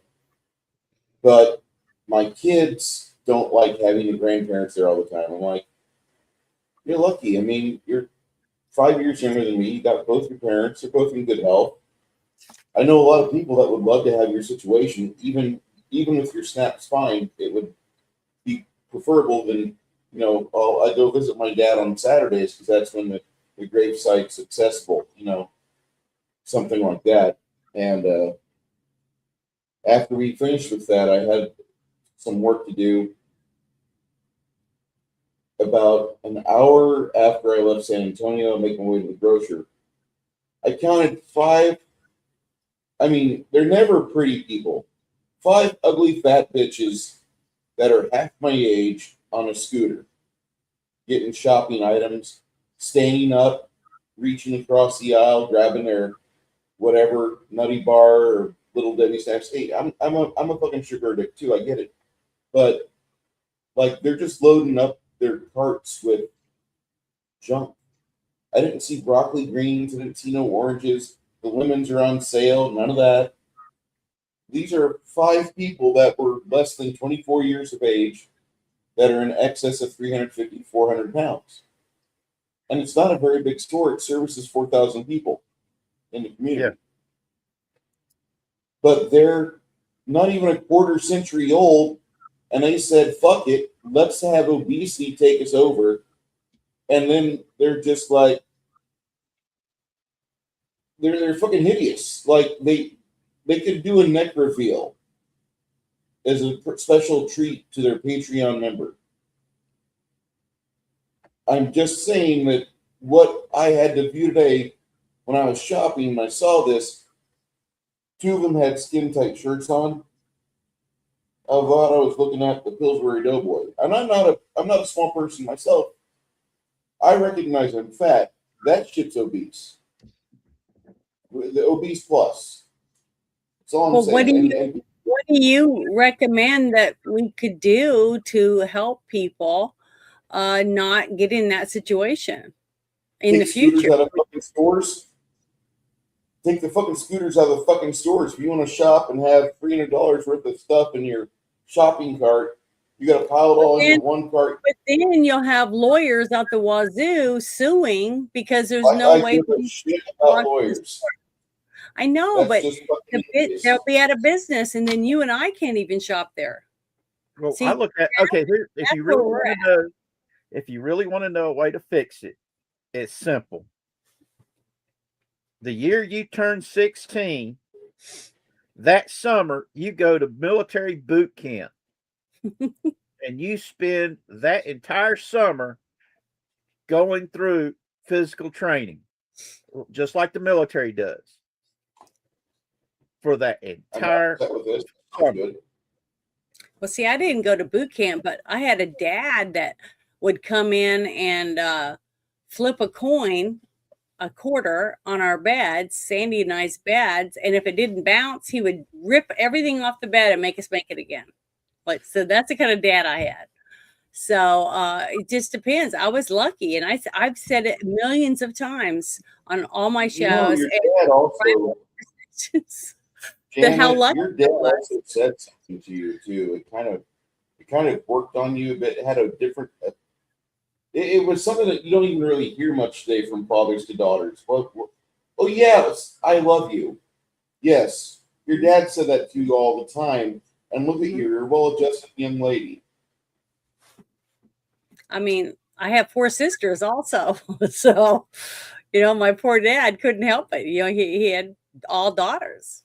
Well, like I said, not everybody's lucks out and gets a good parent. I know. That's why I said I'm very lucky.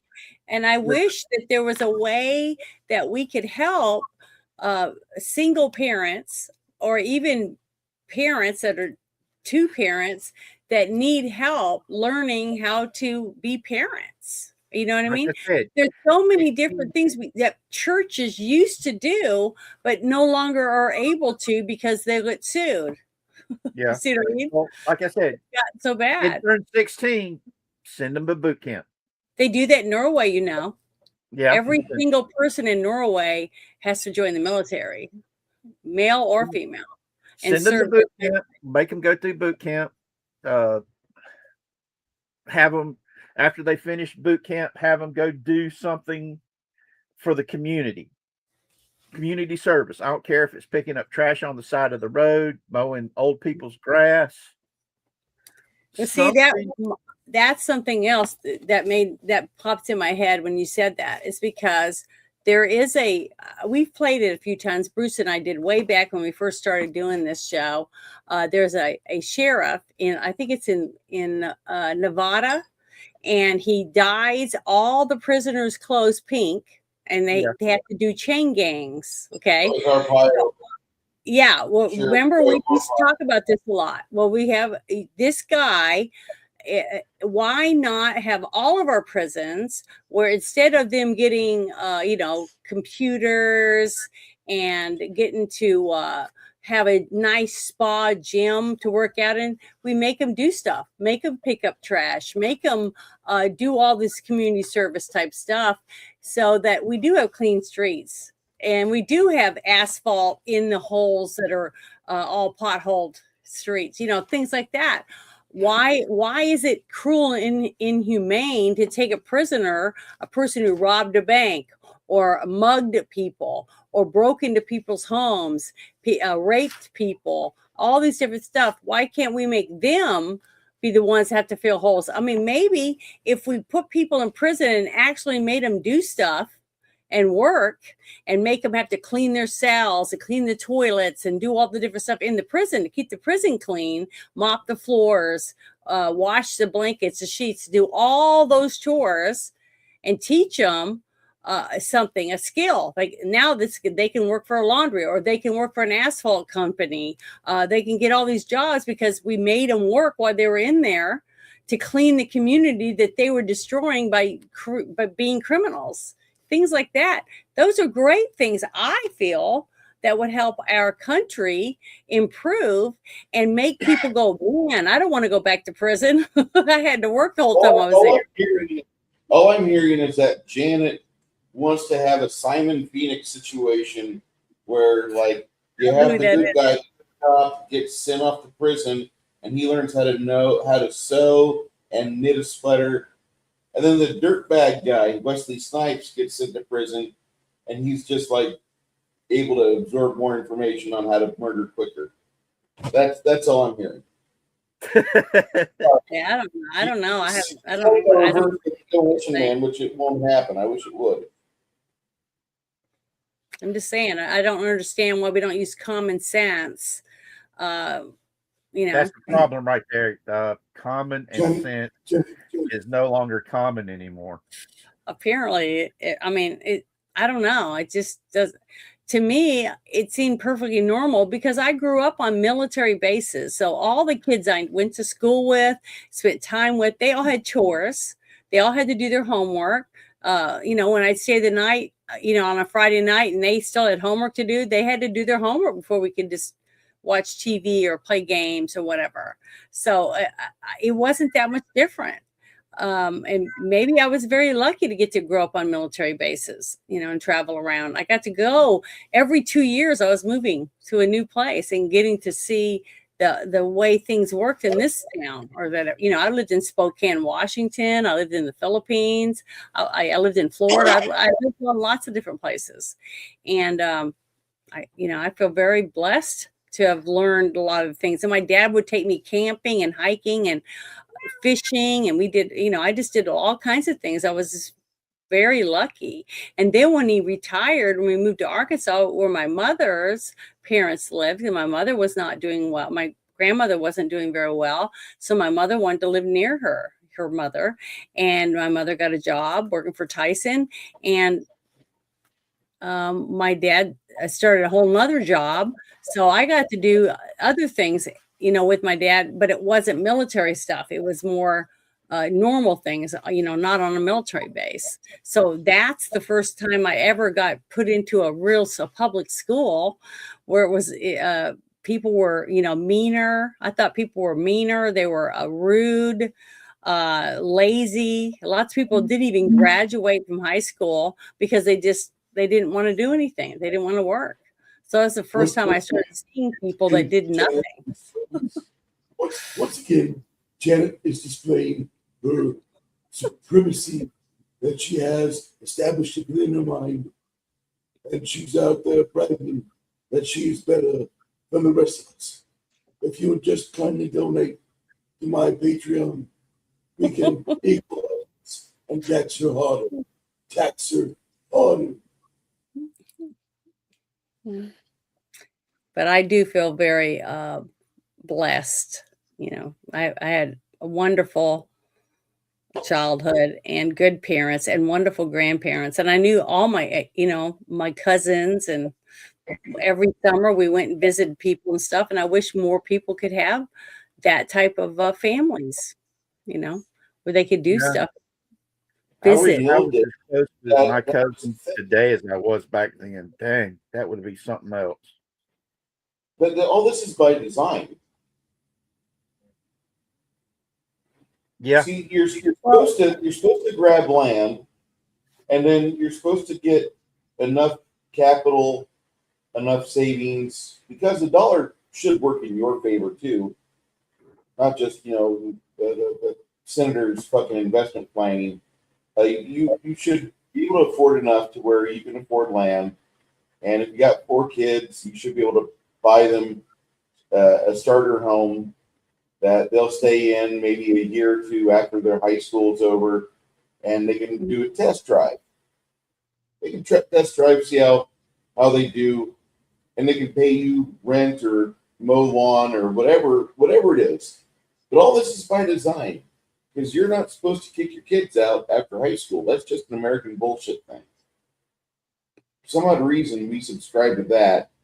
Europe has been letting kids stay in their house in their own bedroom for like hundreds of years till they're like 30, 32. Oh, you got a wife and kids, get out now.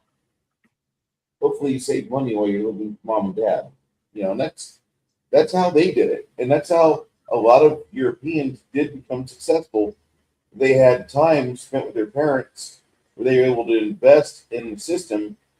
And when it was time for them to get a house and land and the ability to put their kids through school and buy their school clothes and all that, they had a nest egg set up as an early adult. Americans, we really fucked that up, don't we? Man, you got to get out of high school and not only your full-time job at Wendy's, you're living with 4 people, 3 ferrets, and 10 smelly cats. That doesn't sound good, but that's the reality for a lot of people. Well, like, people who come over the border from South America, and they all have 5 families living in a 3-bedroom house. See? Yeah. And they all work, and most of them are sending money back to their home country to their parents or their sisters and other siblings that aren't even making a third of the money that one of the people in that house is making. And did you remember? No, I was just going to say, do you remember when Trump made mention that Nigeria has let their finances be exposed, and majority factor in Nigerian income, GDP, the breadwinner for Nigeria, the country, is scams. Yeah. Trump said that like a month ago. Mm-hmm. So if I set hostile, I'm like, they're actually sending people to their country and arresting people that are scamming the elderly and stuff in our country. See, Trump is trying to do all the things that he's been talking about wanting to do, because people at rallies and stuff have said, my mom and dad or whatever, they lost everything because my dad met someone online, a scammer, and was telling him how to make money and in this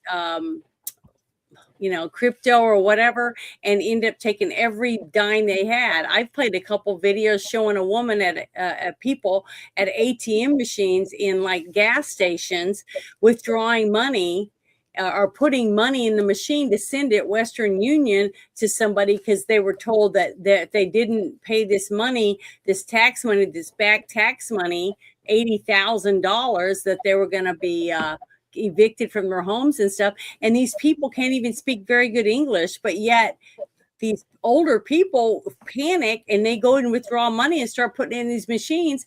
And if it wasn't for a person working at one of these facilities, seeing them putting all this money, hundreds and hundreds and hundreds of dollar bills, and then asking them a little bit, and they'll say, you can't bother me. I got to do this or I'm going to lose my home. And they're bankrupting these people. And we have a president that actually cares about that. If you got to stop the fraud, and every single step that he's tried to take, he's going to have to go to the Supreme Court, because we have all these rhinos, people that pretend to be a conservative, but yet everything they do is on the side of the Democrats by fraud, and they're tired of losing their tax dollars from you and me to fund their fun parties and stuff. And we have a president that's really trying to fix these things, but yet, and he hires people in to try to get them in there to do their jobs, like what I'm about to show here in a few minutes on the rest of the stuff. But he can't do it.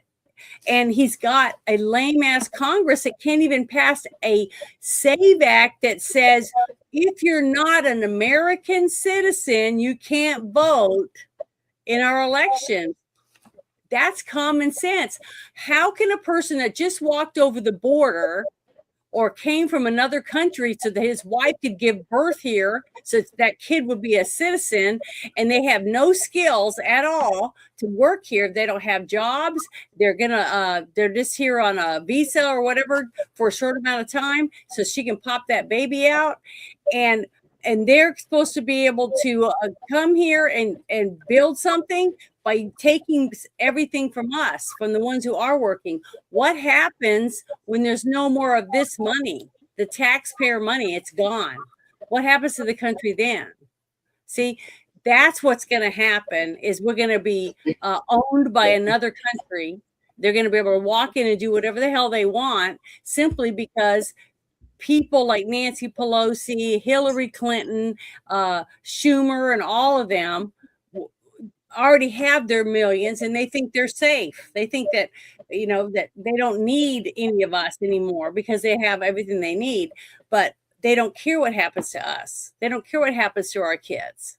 But I feel like we have a president that actually cares whether a person who worked their whole life is now losing all their money, giving it to somebody online that isn't even an American citizen, that's making them think that their home is going to be lost if they don't pay this money because somehow they got the email or a phone call or got their phone number or whatever. However the scam happened, they're being scammed. They're being lied to. You meet somebody online, which you've never seen or talked to. Okay, you haven't even called them, but you're sending them money because they said, "Oh, I'm going to build us a house and this blah blah blah. We're going to do this and that and blah blah blah." Whatever lies that these people seem to believe, they're going to start handing over money. People do it every day. I've talked to lawyers that have given $100,000 to a guy because he says he's trapped in this other country and he can't get out, but he has to pay these pirates this money to be able to leave. And they just keep sending money even though they never even met this person.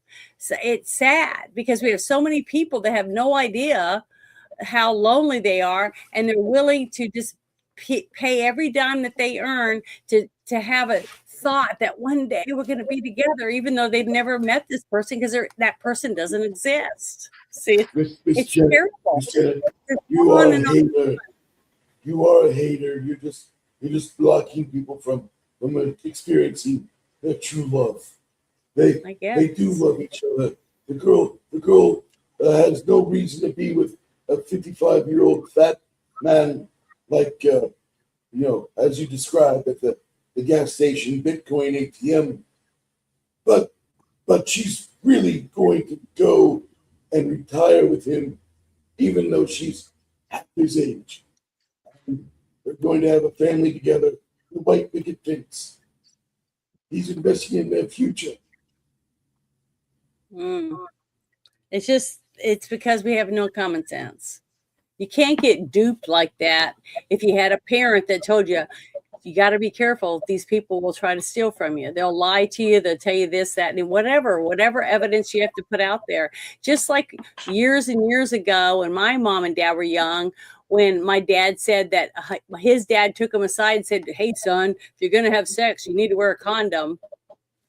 Okay, because it keeps you from getting STDs and it keeps you from being a dad before you need to be one. Stuff like that. Common sense. But we don't even have that now. Now we have people telling kids to chop off their pee-wee so they can be the opposite sex. I mean, we're in a messed up country. We have a country where nobody helps kids learn to be an adult one day and be able to take care of themselves, drive a car. When a parent does try, they get attacked and accused of being something they ain't. Mm-hmm. Yeah, that's what I'm saying. I've known some parents that were trying to discipline their kids and got accused of doing something that they didn't do. Mm-hmm. I gave up trying to find somebody else because I got fed up with when I tried to do the dating thing. Mhm. And the woman would be all interested until it was time to go. And then she'd see me stand up in the braces for my legs and my back and watch that interest just die. 2 hours worth of interest just died in a from one beat to the next. Or when I was trying online dating. And after a little while, they'd start asking for money. Can you tell why I gave up? Yeah, but I'm saying if somebody asks you for money and that's the only reason that they seem to be interested in you, then you just lose their phone number. Yeah. They make them lose yours. I mean, I just gave up trying because it just got to a point to where I was like, no, I'm done. I'm out. And it just it's frustrating. Mhm. And it It goes is back to what I frustrating. was saying earlier. So many women today don't understand this little thing called accountability. They think they can have their cake and eat it too. How many times have you seen a married woman think just because she cheated, the guy should be bending over and kissing her ass and forgive it and they can I've move never on seen from it? that. I have. I've seen it several Okay. times. I The actually had to all the hold a women friend that of I mine. know that have been that cheated on their husbands dumped their ass. Yeah. But And I also know, I'd say, out of 20-something women that I know whose husband cheated on them, they stayed with their husband. One left because so they had no other choice but to stay because they had nothing. They had no way of taking care of themselves. yeah. And if they got a divorce, the husband said he would even quit his job just so he wouldn't have to give her anything every month, stuff like that. So it's terrible. It becomes a hate game. I'm gonna out hate you and treat you Yeah. like shit. And I've also met some nice people that were divorced or been separated for 14 years. They hadn't even seen each other in 14 years, but they're still married because they can't afford to get a divorce. Actually know You somebody know, that they it's were messed they've up. been, they've been living in separate houses that are next door to each other Mhm. for the past 15 or 16 years. And when asked why they haven't got a divorce, they're like, ever since we moved to separate houses, it's been great. We're best friends.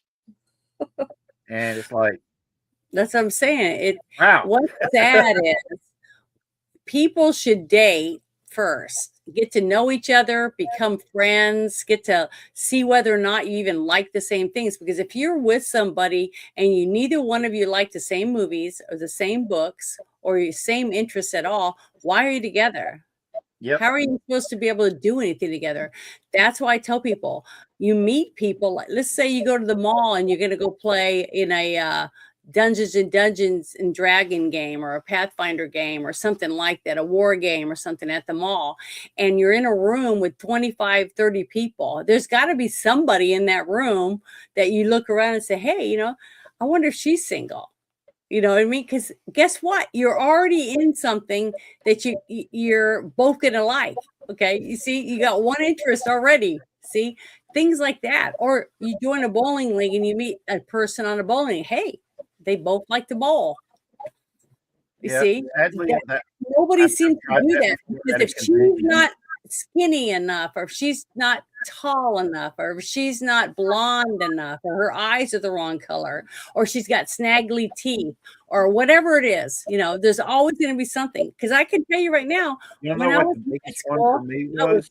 tall and skinny and bony. Okay, I had two sisters that were built like Mae West. They were curvy, short, 5 foot tall, built like Mae West. I'm 5'7" and I'm skinny, So guess what? And I was a brunette. They were blondes. I'd meet a guy. He was acting all interested. I'd bring him home to meet my mom, and he'd meet my sisters, and he'd never speak to me again.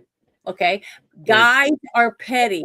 That's what I see. With When me, half my friends were guys, and I took classes with them, and they would talk all about all the stuff that they did all weekend or whatever with these girls, and that you need to go out with that girl because she's easy or this, that, and the other. I didn't even want to date. because I was like, I'm not dating any of these guys. They're all users. All they care about is using as many young girls as they can until one day they want to get married.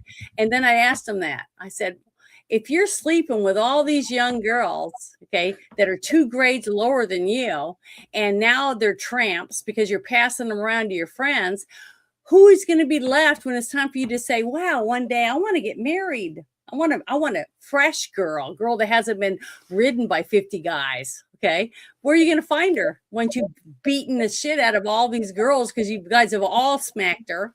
Right? To me, that's what I saw. So then I hear all the guys saying, all women want is money. All women want is cars. I'm like, that's not what I see. I see a bunch of girls that are lied to, told all the time, oh, you're the best thing that ever happened to me. And after 3 or 4 dates, then you bang her and then you don't want to see her anymore. So, I'm telling you, I've seen both sides. And I've seen girls that can't even smile or anything because they're wearing so much makeup, and they've got a boob job and a butt lift and all this different stuff, and they dye their hair till their hair falls out because they have to keep it peroxide blonde just so they can get dates. But then I've got other friends that make all these dating sites to go get on, and I had one guy friend that was saying every time he met a girl, she would never call him back, and she would this and that and that. I was like, well, can I see what you put on your dating thing? And for a long time, he didn't want me to see it. So finally I looked, and I'm reading through it and looking at the pictures. I go, this is really good, except for one thing. And he goes, what? And I said, there's nothing on here that shows me how tall you are. And he goes, well, I decided not to put it in there. And I go, well, if you go on a date and you're supposed to meet some girl, and by the pictures that I see, it looks like you might be 6 feet.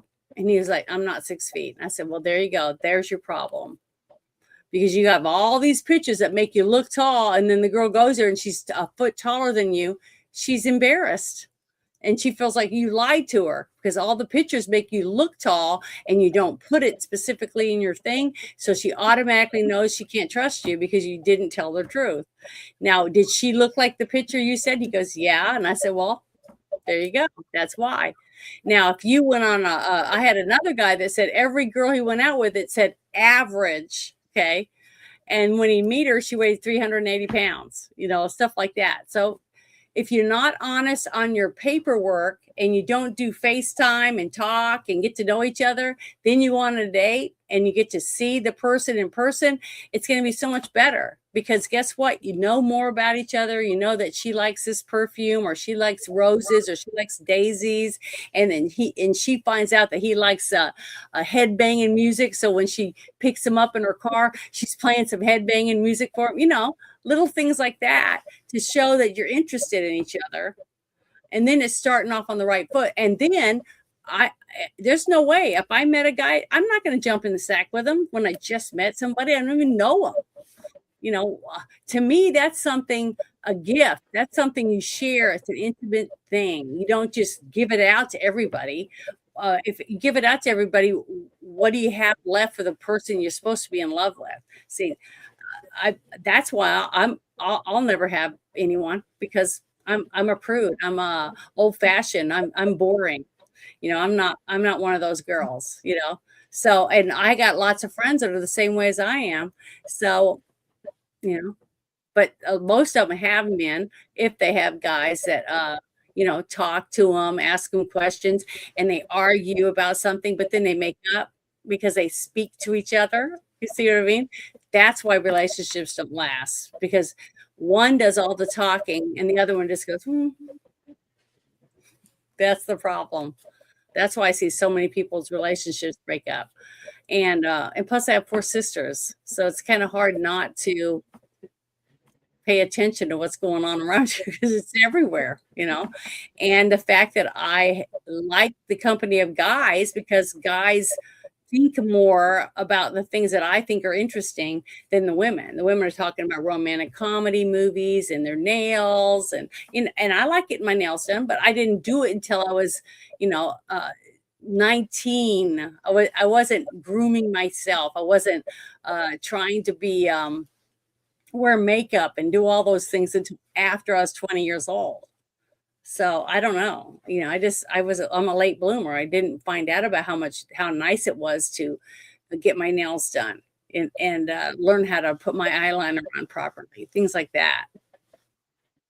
So different things are important to different people, but to me, I want a man that's honest with me. That will say, if I say, do you like my hair this way? And they'll say, well, I really like it when it's down. I would rather have that than have someone that's always telling me what I want to hear instead of the truth. And I think men want that too. A man would say, do you think these jeans look good on me? And I'll say, no, I think they're too short. I think you should have pants that are a little longer that make them, they don't look like they're high watered. Then you can wear different shoes with it too, and they'll still look like nice pants. Little simple things like that. I know girls who were married for 12 years and never farted. Every time she had to fart or go poop, she would go downstairs or go to another room. I mean, just how is that somebody that's actually, you can sleep together but you can't poop when they're in the same room with you or whatever? It's to me, it's ridiculous the emphasis that people put so much onto in a relationship instead for things that are important. I don't know. Sorry, I got on this. That's the one thing that got me, whenever I'd go to science fiction conventions and gaming conventions, and whenever I'd find somebody that seemed to be interested, the problem would always turn out to be the fact she already had a guy. And I'm like, damn, that sucks. And I'd tell the dude he was lucky as hell. And he's like, yeah, I know. And what was really messed up is times when the dude wasn't even into the geeky shit. It's like, I put up with it. I'm like, dude, she's cool. What the hell? Oh man. But yeah, I mean, it all boils down to some people just don't know how lucky they are. Well, the thing is, though, it takes time and it takes effort to make a relationship, to be friends with people, to learn about the other person. And if you're not willing to take that time, why would you believe that that person should take time for you? If that person is not trying to learn about you, why are you wasting your time trying to find out everything you can about that one when that one's not even interested? See, it's going to be a one-sided relationship all the time if that's what you're pushing. You're pushing one person's doing the whole relationship. See what I mean? If one person's doing all the stuff and the other one's just like sitting or whatever, and they just take whatever, then sooner or later when you find out they're cheating, well, that's why. It's because they were never really in a relationship with you. You were in a relationship. And that's what's sad. I see that so much. And it's because people just want to have a family, or they just want to have a kid, or they just want to make their parents happy, or, whatever their dumb reason is, instead of being truthful and making the person you're supposed to be spending your time with happy. Because it doesn't matter if your parents are happy, because it should be what you want. It's your house. It's your life. Why are you doing everything now to please your parents when you didn't do it when you were at home? You see what I mean? Oh, yeah. None of it makes sense. Well, one of the things that gets me, I've known so many different people in my life. I like meeting new people. One of the things I really enjoyed when I was out in Phoenix and worked at a Denny's was watching people during my breaks. I learned a great deal about the human condition by doing that. Hell, working any service industry job, you learn about people. A lot of times you can sit when they first come into the store or the restaurant, you could tell who's going to be a good tipper and who ain't by just the way they interact with the wait staff and other customers while waiting to get a seat. And you also learn no two people are exactly alike. They might seem to be alike, But in the grand scheme of things, everybody is unique. You do have reasons why there are stereotypes, but usually a stereotype is something general and generic. But it all boils down to each person and the things that they've lived through and survived that shapes them. Mm-hmm. And unfortunately, there are a lot of people in this world today that have been shaped by negative experiences in their life. And some of the negative experiences that they've faced in their life were self-inflicted. Be it because they were immature at the time, or they didn't know what the hell they were saying or doing, or they were so self-centered they did not see that they were hurting somebody else. And in the end, it bounced back and they got the karma bite in the ass. Mm-hmm. But that's life. You're supposed to learn from it. It's supposed to help you develop to be a better person. That way, when your time on this earth comes to an end, you're ready for the next chapter in the next world. That you learn something important in this world when you go to the next one. There was a science fiction series that basically the premise of it was, what if your life in this world sucks so badly to prepare you for the next life that's going to suck even worse?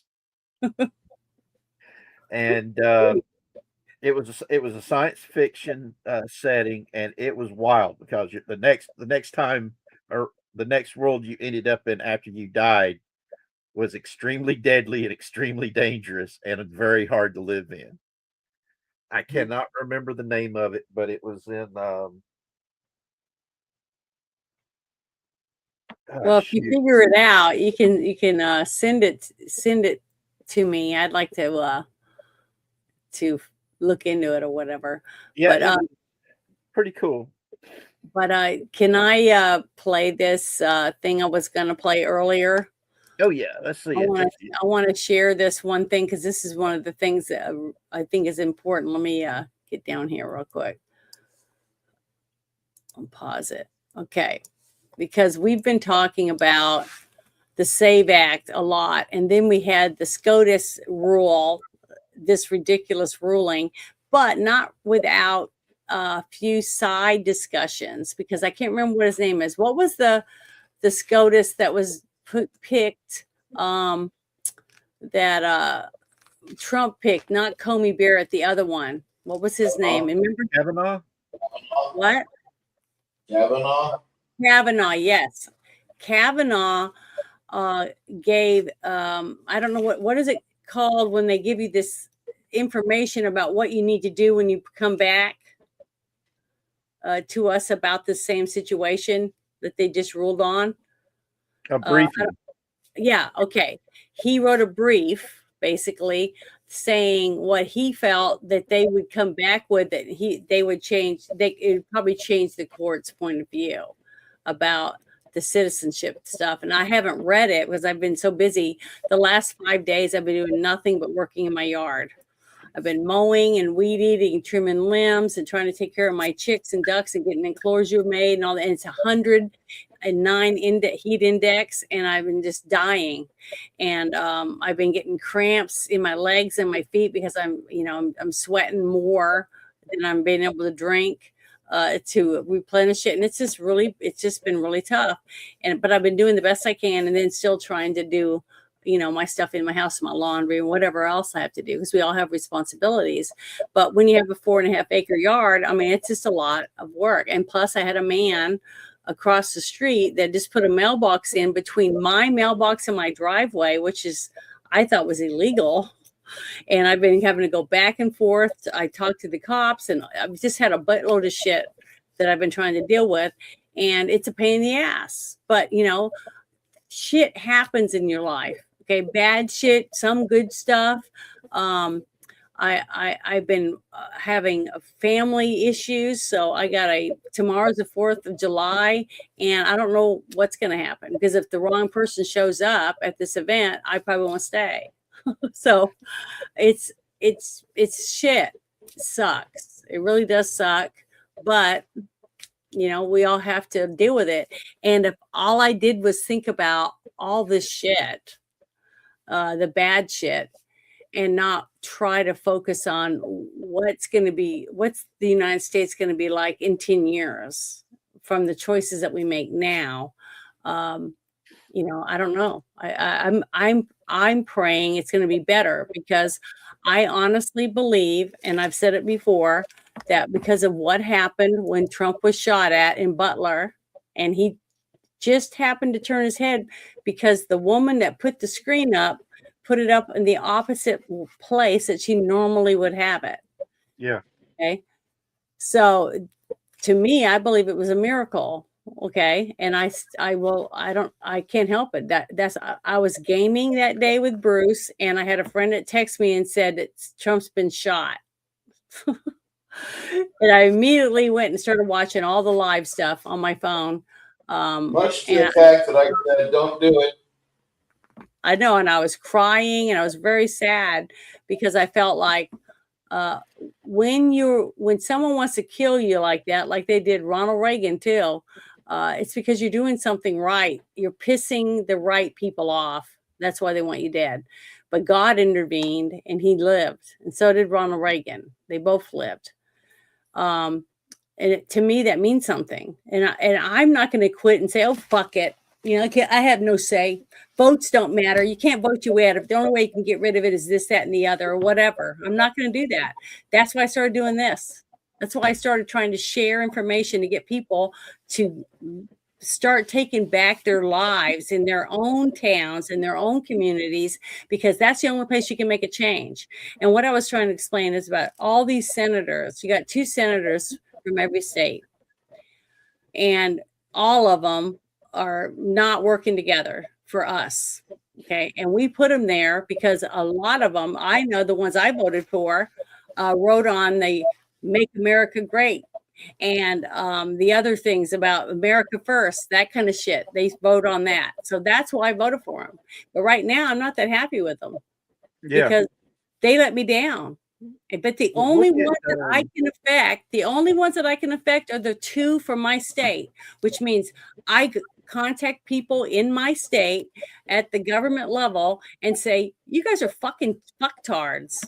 If you can't even go there and vote to say that if you're not an American citizen, if you can't do that, then you should step down, because you're useless to us in this state. And that's all we can do. So if everybody in each of these states goes to their government and says that they want to get rid of those people that won't vote yes to save our country, to keep illegals, they have just like what I played earlier of God, I can't remember his name now, Miller, talking about if anybody and their brother that's never spent a day in this country can come here and vote for their country's benefit, right?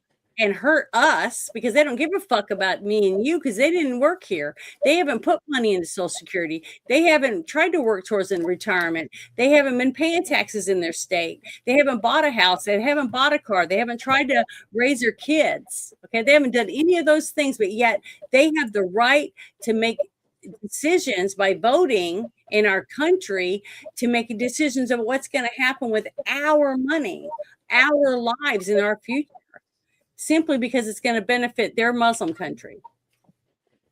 How does that help me? How is that good for our country? It isn't. And the only way to fix it is to say they can't vote. Okay. So there's so many things that we can do, but yet they'll sit around and say, well, there's nothing I can do about it. I'm not going to worry about it. I can't do nothing. But then they bitch and moan that the things are happening in their state that they can't do anything about because they didn't vote, or they said, fuck you, and voted for the other guy just to piss people off. Just dumb shit like that. To me, it's ridiculous. I don't understand how you just quit, but you want to vote every week for your fucking football team. Rah, rah, rah, rah, rah. It's so fucking stupid. You won't fight for your country, but you'll fight because of your stupid football team that does this to you every time when they won't even stand up and put their hand over their chest for their freaking flag. So I don't even watch football. I think football is fucked up. I think basketball is fucked up. I think all that's fucked up because if you're one fight and whine and complain about a football team, why aren't you doing it for your goddamn country? That's how I feel. Yep. And to me, I'm sick of that shit. And I'm sorry that I cuss, but I can't help it. When I get pissed off, I'm just like a sailor. I'm sorry. That's just what happens. But I'm going to play this because this kind of stuff to me is important, that people listen, and either if you don't agree, go do something about it. Change it. Make your comment, make a video, post it underneath this guy talking and saying fuck you or whatever you want to say. Do it to them. Bring your voice somewhere where someone else can hear it and maybe something can change. But if you just sit in your house and bitch and moan about it, or you just go to the bar and bitch and moan about it, what's going to change? Nothing. So, I work the polls. I've passed out flyers. I have a couple music videos and other things for support of my candidate. So I'm going to play this real quick. I'm sorry. Here we go. We've got 2 or 3 different ideas on how to make the Save America measures fit into the budget reconciliation process. As the name implies, it's got to be reconciling the budget. It's got to be tied to fiscal issues. And one of the ways to do it is to create a grant program to incentivize states to enact election integrity measures. There are other ways as well. We're discussing all those. That is going to be a big component of what we send to the Senate. Yeah, well, that's it. Spot on. Thank you for all that. So anyway, we've got 2 or 3 different ideas. So his idea, because remember, his group of people had their stuff ready and sit to Thune's desk in February, and it's July, and they're still not done shit. So we got one half of our government that is working to help us, and the other half is just going, fuck it, who gives a fuck? That's the problem. So why punish these people, the ones that are doing the work, when we're not doing shit to make the people that are just sitting around going, fuck it? See, that's the problem. It's just like having 2 kids. You got 2 kids at home, one of them stealing from you, stealing your cigarettes, stealing the car keys, not doing their schoolwork, and just saying, fuck it. Okay. But now the other one is having to do 3 times as many chores, trying to do all their schoolwork and all the other stuff to make up for it, to make mom and dad not so upset because of this other kid that's doing jack squat. Okay. Instead, the parents just cry and whine about it. Oh, I don't know what we're going to do about this kid. He's going to go to jail, blah, blah, blah, blah. Instead of saying, give me those fucking keys, get your ass in your fucking room, and you're grounded. You're not using my car. And they say, well, fuck you. And they leave. Well, you just call the cops and say your kid ran away, and you want to make sure that they're okay or whatever. You have to start holding the person that's doing the shit accountable and stop making the other people suffer for it. See what I mean? Yeah, that's why I refer to the golden child scapegoat stuff. Mm-hmm. Yeah. Because there's been so many times I've seen it way too often where you've got a golden child who is a screw up, who just has good PR. And that good PR is usually the parents covering up for all their mistakes. And the one kid that's out there working their ass off, making the good grades, got a part-time job and stuff of this nature, trying to be the best person they can be. And no matter how good they get it, no matter how good they do, it's ignored. And one of the people I used to hang out with went through this. They were the scapegoat. And they were talking about the fact that they had been working extra part-time jobs because they needed major dental work that needed to be done. Mm-hmm. And their older brother was going bald. And one day they came home and heard their mother talking to their soon to be bald brother, talking about they were going to go and get them hair transplants. Yeah. She didn't think nothing of it until it was time that she had got everything done, and the dentist was like, when do you want to come and do the dental work? Because she had made sure she had enough money for all the dental surgery that was going to be needed. She goes to the bank to get the money. Guess where the money was at? The mom had withdrew it all to pay for Golden Child Brothers' hair transplant. Yeah, I've seen that happen in many families. Mm-hmm. And unfortunately, that's something that is Can I more say common. one thing about that? That happened to me. Not the teeth thing, but okay. Just like I said, I always felt like I was always doing things, whatever. And I had wonderful parents, and I'm still bragging on them. And I love my sisters, but I had a sister that I felt that she got more than I ever did, right? One thing is, I was told I had to get a part-time job or whatever every summer, and I did every summer I worked. I babysat, I worked at a chicken plant, I did whatever I could, mowed yards, I did what I could, and I had to walk wherever I went because I didn't have a car. Well, I had one sister that would cry. I mean, she had a couple jobs. I remember I was working hanging, chickens, live chickens. I don't know if anybody knows anything about chicken plants. I had to hang live chickens on the back dock, and I wore a zip up outfit because they're shitting on everything, and you're having to grab them live and they're squawking and stuff and hang them on this rack as they went down. Then they go through the stunner and we get their throat cut. So they go through a blood room after that before they started processing the chicken, right? Well, my sister got a job. What she would do is walk around outside and catch any chicken that happened to got loose. It's called catching strays, but you might get one chicken every hour or so. Okay. And she used to make fun of me while I'm in there doing that.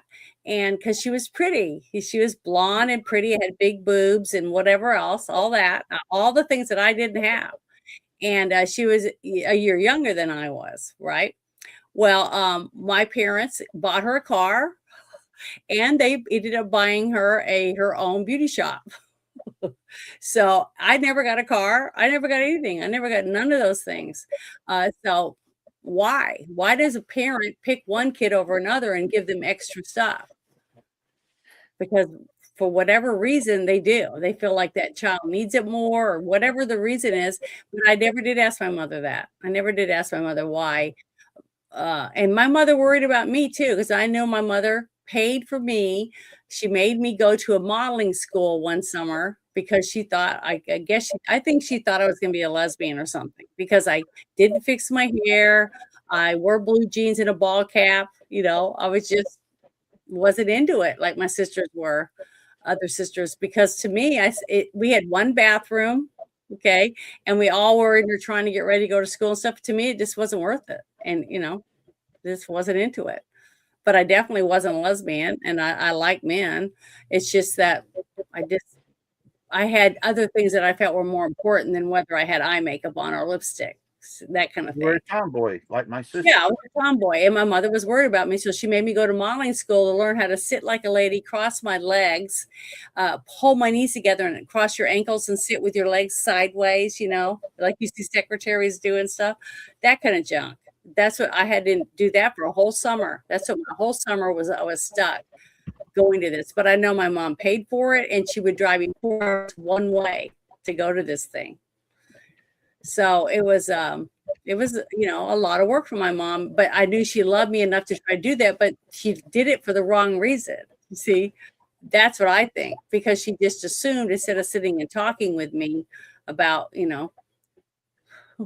I'm gonna make you the most uncomfortable position ever. How bad does this chair hurt your ass, Janet? What do you mean, Bruce? What do I mean is that your mom's gonna sit you for 35 minutes You're going to feel every second. And she's like, are you sure you're not a lesbian? Are you sure you don't like women? My mother didn't tell me anything. I didn't know a single thing when I got married. I knew nothing. What you should have done is get one of your girlfriends, go up to your mom, say, "Hey, mom, watch this," and then give her a kiss, and go, "Ew, that wasn't nice. I don't like that." No, I just never talked about stuff like that with my friends. You know, I just never did, and I never talked about it with my sisters either. You know, so I don't know. I'm just saying every kid's different, but what I'm saying is what you're talking about with the money and things like that, it happens I think in every family. I don't care how close knit we think it is or how religious they are or any of those things, especially when you have 5 kids, you know, depending on how many children you have. Now, all the kids I knew that were single children that only had 1 kid, they never had these problems. You know, they got everything they wanted.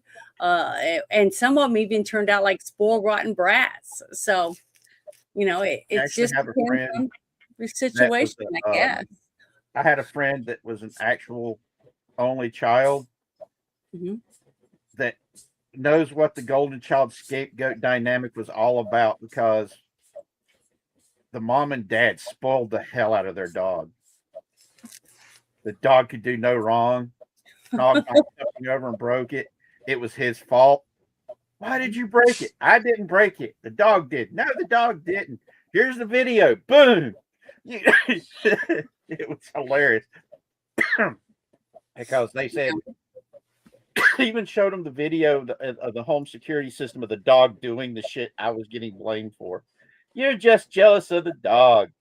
And he's like, I want to kick him out of my house because it was his house and he was letting them live in it. Yeah. And I'm like, well, why don't you? They're my parents and the church will give me shit. Honor your father and your mother. Go show them the video. You've got the security video of them bitching at you for the shit the dog did. Show it first to the pastor and say, I need some help with some counseling with my parents. Click and show it. I don't want to embarrass them. I'm like, dude, they're scapegoating you to treat the dog so well, man. But then they'll say, I really am jealous of the dog. I'm like, dude. Oh, God. I was going to ask Bruce a question. Is Bruce is he back yet or is he still gone? I don't see him. Yeah, I guess he got him left. But, you know, the thing is that once we're an adult and we move out, we might have issues with our parents. Okay. We might have something that we feel like they weren't fair or whatever it was. Okay. But the thing is, once you're an adult and you have your own life, you have to make decisions for yourself now. You know, putting a roof over your head, whether you want to buy that furniture or that mattress for your bed, you know, that kind of stuff. Because when I first had a place, I had a box spring and mattress on 4 milk crates. Okay. You know, and I didn't have anything. I had one worn out chair that somebody left out on the curb and I just cleaned it up and used it, you know, because I just made the best of what I was able to get. But I didn't complain about it because I was happy that I had a roof over my head, you know, and that I was able to pay my own bills, that type of thing. So, you know, it's your attitude toward whatever it is that you have. And every time I would get anything, you know, like now I don't do anything. This is my social life. I don't go to clubs. I don't go out to restaurants. I don't hardly do any of those things. I save my money to go on one vacation, you know, depending on what it is going to be, how much money I'm going to have to save to do it. And wait. Yeah. Question. Mm-hmm. What is this thing called a vacation? Well, I'm lucky because I've been able to go on a trip. Like most of it's with families. Okay, like we'll have 3 or 4 sisters and some of their kids or whatever, and we'll make up a trip and say, hey, we're going to go to like one year was like 5 years ago. We went to Bull Shoals, Arkansas. I don't know if you've ever heard of that or not. but it's got like a little river, and you can go trout fishing and stuff. And we rented a little cabin, you know, Airbnb, which isn't that expensive because it's in Arkansas, and we rented the cabin for the weekend, and we fished. You trout fished, and we kicked our trout over the grill, and we hung out. We played games and listened to music and stuff like that. That's the kind of stuff I'm talking about. Oh, okay. But it costs money, you know. And when we were there, the night we got there, after we cooked and everything, we could hear it started raining, and it rained and it rained and rained. Then we found out the next morning that the bridge, the one bridge to get us in and out, was gone. It had washed away. So we weren't going to be able to leave. But you know, it was fun. We had a good time, and only we try to do sisters vacations, what we call it, but only 3 of us got to go. So there's 5 of us. So yeah. Well, the one place I'd like, there's I want to go down to Florida to go and do a visit to Disney and Universal. Yeah, I wouldn't waste my money on Disney if I were you. I've been there. Well, I've wanted to go to Disney since I was in elementary school. Well, Universal is good. And what was it you wanted to do at Disney that you really wanted to try? Because that, if you wanted to go to like the haunted house or a couple little things like that, make sure you buy a specific ticket just for those, because now it's so huge that it'll cost you, you know, hundreds of dollars just to do that section of the park. No, I just wanted to, as a little kid, my parents and grandparents one year asked me and my sisters what we wanted for Christmas. And we all said the exact same thing. We want to go to Disney. They said, okay, we will have a Disney Christmas. And we were like super excited, thinking we were going to have a Disney Christmas. Yeah. Hold on. Yeah, I'm going to need to see this one. So give me a moment. Turn the camera back on.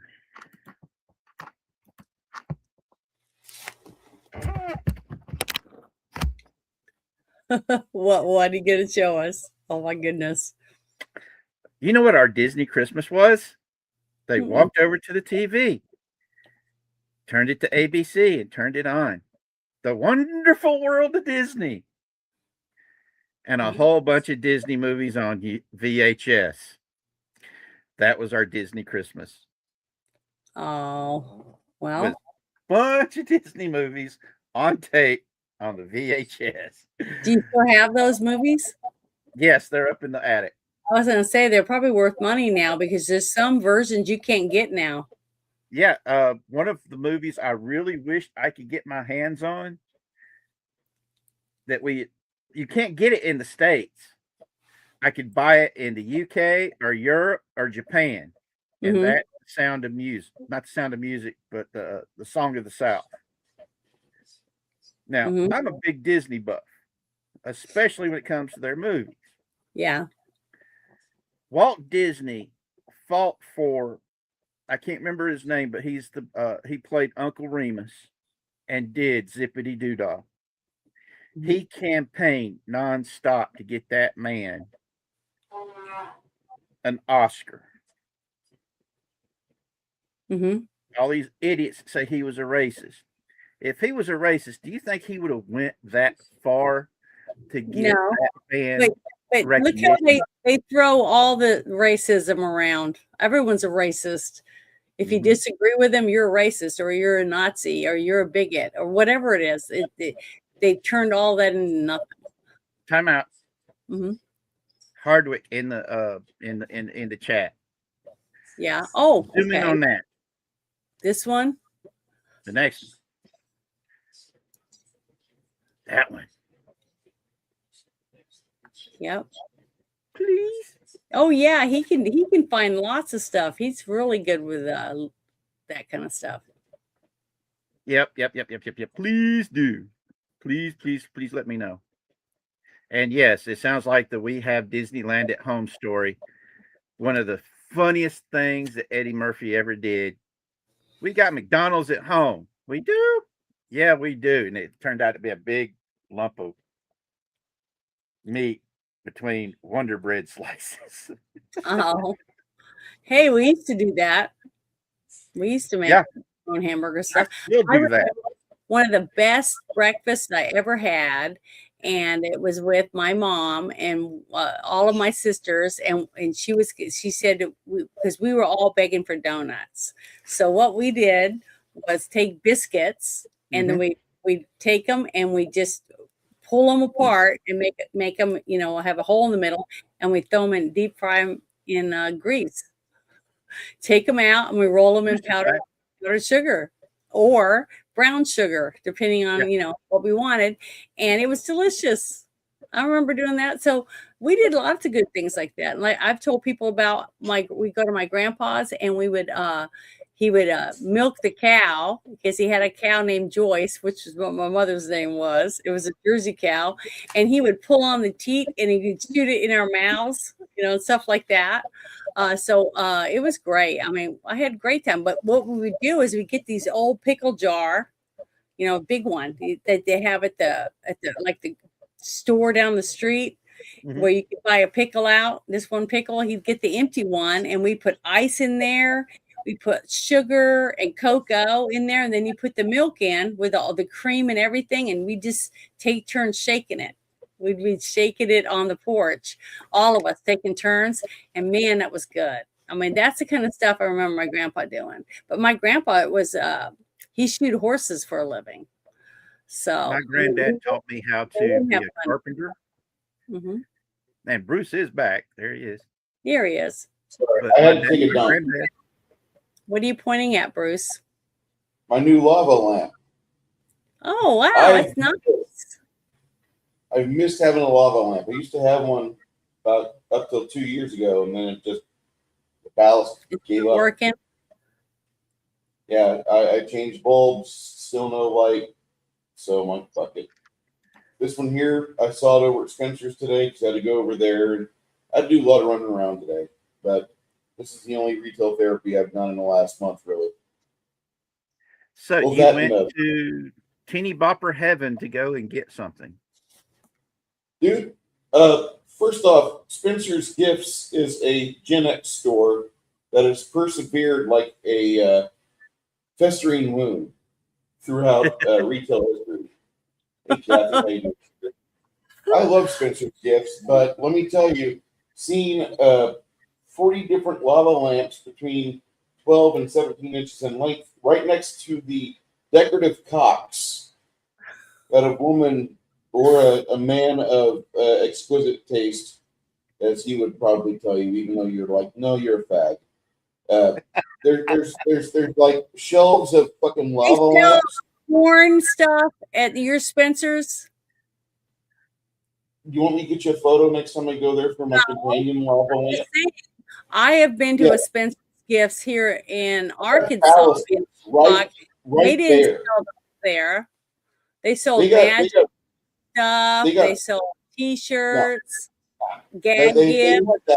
But next to the lava lamps, there's rows and rows of lava lamps. And then there's rows and rows of cocks of varying size, from your itty bitty Caucasian on pills to like your Mandingos. And I don't know, like, men like this too, right? Say again. Men like those type of things too. It's not just women. Well, that may very well be, but I don't acknowledge them as human.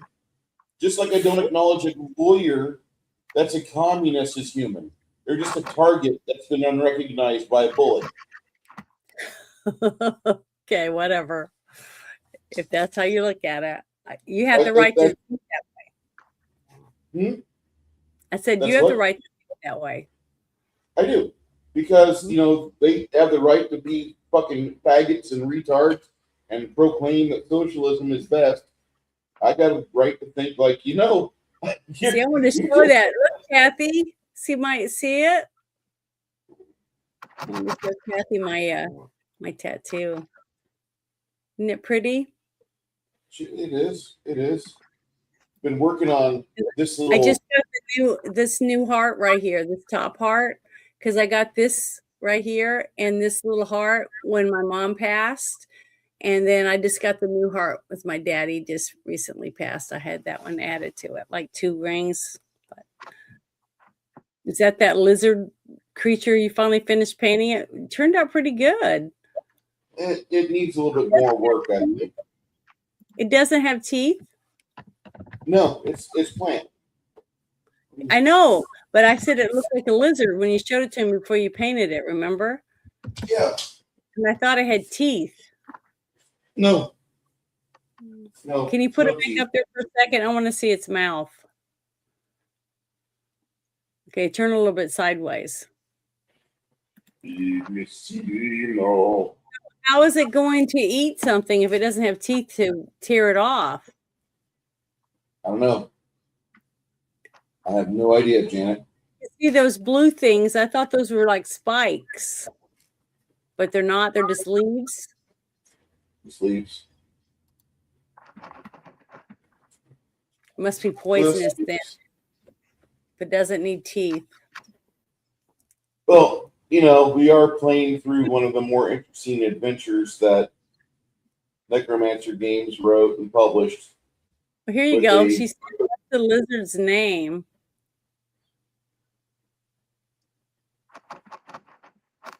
I don't know what this one's name is. Let me check Coral Dragon's website.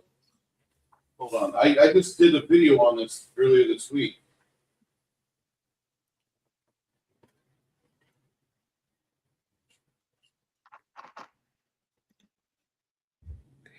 Its beak snips off the leaves. Well, I know my ducks and chickens, they like to eat leaves and grass and stuff. Bless you. Bless you.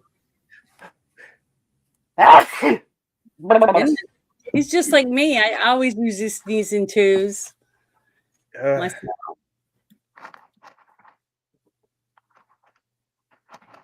Hardwick's making me cry, man. Aw. Yeah, he's a good guy.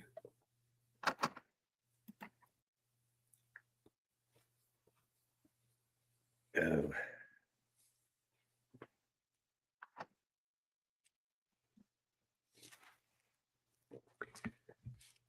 Yep. And the fact that it's almost midnight, you guys. Yeah, So it's I almost didn't, 1 o'clock I didn't get here. to bring up. Yeah, I didn't get to bring up all the stuff that I had listed, but I'm really getting really tired. I'm gonna have to get up early because my ducks and stuff are gonna start screaming for water, and I'll have to get up and get them and put them outside. And I need to get up and start working on my duck thing again. So I'm trying to build I got an old, it's a dog pen, with the chain link. It's like square and it has a top on it, but you have to pull a tarp on over the top. Well, I'm having to cover the whole thing with chicken wire, and I've cut my arms all up. I got scratches all over my arms from the, that little things that come off the chicken wire like that. And I've been trying to get that all stretched and put it on with zip ties and stuff and secure it so that something can't get in there and kill them all, right? And then I'm gonna put a little pool that I bought with some step stones and stuff in there so that the ducks can have somewhere to swim, and put like a little house in there. I gotta find a little something to put in there for the ducks to get in at night, and or get in during the daytime to lay eggs or whatever. But then at night, I'm gonna take them to the coop and get them in the coop and run. How do you keep them from the coyotes from getting to them? Well, I shared pictures a couple of days ago on my YouTube of a black bear in my backyard. So I got another black bear. I had one a few times. So, and I have coyotes. We're wanting to put a chicken coop down by my baby sister's house. Unfortunately, we got problems with coyotes, and so we've been trying to figure a way of setting up a chicken coop that the coyotes can't get into. And until we can figure that out, we're not going to make that expense. Yeah, you guys, I'm gonna let you know this person right here. This Kathy is one of my sisters. So Okay. I figured. see, she says what she said. Have a good night. I'm with Janet. I got a long drive tomorrow, and it's the 4th. Happy 4th of July, everyone. But what are y'all making for your July 4th cookout? I don't know for sure yet. I want to make My daughter's the one that come and told me, hey, we're going to be doing this, that, and the other. And I'm like, oh, okay. So I don't know. I've been just trying to get. Go ahead, Dan. I'm sorry. Go ahead. Richard, go ahead. I know tomorrow I'm running a game. So tomorrow will be basically like a normal day, a normal Saturday for me. As long as I don't get called into work, that's all I give a shit about. Because I don't want to be in 100-degree weather, sweating my balls off on the 4th of July. For just overtime. Sorry. If that happens, will you please take a photo for prosperity? I have photos from today as well. Because he said he's going to melt his balls off. So I don't think that's ever happened, right? We're going to have to have it on the news. That'll be like a something huge. I don't think I've ever heard about that before happening. It'd be interesting. Might be getting the Guinness Book of World Records. Get the Guinness Book of World Records for melted balls. And they're not chocolate. Donate to my Patreon so I can have some petroleum balls to replace the ones I've lost. The only time I've ever heard about melted chocolate balls was on South Park. So that's why I had Bullshit, Janet. You remember the sweaty balls of Alec Baldwin, don't you? Sweaty balls. What's that from? It's SNL. Oh, Saturday Night Live. Saturday Night Live. Yeah. A long time ago. A long time ago in the 90s. You mean back when Saturday Night Live still was funny? I sent you my link. You can put it in the chat too. I liked Mad TV. The link in the chat is in the private. Okay, here we go. Yeah. Oh, yeah. Essentially, something I wrote something last year. I'm still working on it, but this is the version that I want to put out there now. It's some poetry I wrote for the America, so you can just go out. Everyone share out there. I probably put it out there on X right now. I wrote it back in last year, but this is the everyone can share that for the 4th of July. Okay, you're in my Discord, aren't you, Ruben? Me? Yeah. I have no idea. Okay, because I have been posting. I posted one of my outlines for a script I wrote. Yeah, I don't really go on Discord at all. Oh, okay. Well, I need to share it with you because you were saying you were interested in reading something. Yeah. I'll have to send that to you because I haven't gotten any feedback really from it. I posted it. I thought somebody would say something about it. I haven't even. You send me the link on Discord and I'll look at it. I haven't even looked at it yet. The post-apocalyptic story line you posted. Yeah, that's the outline. Really I think I thought it was good, but right after I gave it to him and he liked it, the actor that wanted me to help him do this, and then COVID happened. So, nobody was doing anything. Everything, all movies and that kind of stuff stopped because of masks and all that stuff. Yeah, it's midnight time to get to Janet bed. doesn't want to do movies while she wears a mask. Not me. I'm not going to do it. You need to find a kid that has got that wholesome look to be the survivor kid that's going. He was I'll show you a picture of him. It's on the website that I have my stuff on, but I'll get a picture of him for you so you can see what he looks like after. If you don't baby face, I'm super baby face. Yeah, I'll show you. You're gonna love it because he's the one I was talking to about doing it. But we'll have to wait after we're not live and all. Yeah, let's get to bed. So, does any of you guys want anything else you guys want to share before we say goodbye to everybody and happy 4th? Good night. One thing I would like to share with everybody. Mm-hmm. Let me Think about the things you love in your life. Do what? What was that, Bruce? Hold on.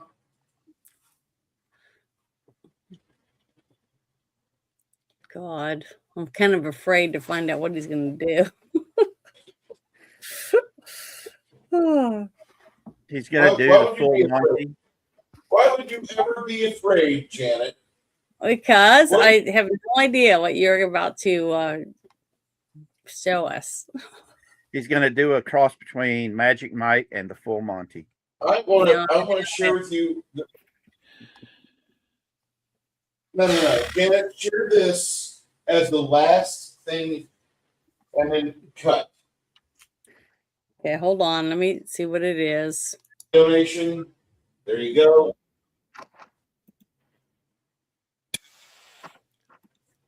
This. I'm broken up down. Yeah. Did you hear what it was? The 2B thing? No. No. That's not it. Or is that a commercial? No. The private. That's what I clicked on it and it Private opened chat. The private chat. Listen, you're not listening to me. I clicked on what it says Bruce at 12:01 in the private chat, and it opened up and it said something to be. Oh, it's a commercial first. Heavy You have commercials Okay, first. well, I don't want to play the commercial, so let me pause it, and then I'm going to show you. But if it's something I'm You going want me to to share it? for, You want me to I share don't it? Because I can actually. for it. I already have 2 strikes right now. I can't afford to get another one. That's what I'm trying to say. What is it? It's the Star Spangled Banner heavy metal for Happy 4th of July. I know, but if it's on a YouTube channel, I'm not going to play it. Okay. Yeah, you might get struck for copyright. I will. I know I will. I Stan Bask. If I had his permission, I would definitely play it. Yeah. Because I used to listen to all his stuff. YouTube, you're about to faggot retard time. Fuck you. But one thing God I'd like damn it. I couldn't even stream this for Rumble tonight. Everybody, Okay. share the Sorry, stuff you Bruce. love with others. I can help it. I got 2 strikes because I talk about pedophiles and child molestation, stuff like that, human trafficking. That's why I've had strikes against my channel, and I can't risk it because of something dumb like that. I just can't do it. But you can do it if you want. I will fucking do it. I will do it. But you know what? I won't do it on this faggot network at fucking YouTube. I'll do it on fucking Rumble, where they fucking love shit like that, and there's not a single reason as to why it shouldn't be shared. And for crying out loud, it just pisses me the fuck off. Like, God damn it, YouTube! I've got strikes on my channel too. I will. The thing is, if I lose my channel, I lose Janet from Another Planet. The name Janet from Another Planet on my YouTube, and I worked really hard for 5 years to get where I'm at. So it's not because I'm a bitch. It's because YouTube hates my ass because of what I say. And they hate me doubly more than you because you eclipsed my subscriber count in 1/3 of the time that I've had my channel. Just think about that. My channel's so throttled, and I don't give a fuck about YouTube. I have had more consequential shits in my life than whatever I gave a fuck about YouTube. It's such a goddamn miserable network of punchable faces. Fuck everything about that faggot fucking company from fucking California. Remember, it's owned by Google. I don't care. Yeah. It is. It is. People that are right for the goddamn wood chipper.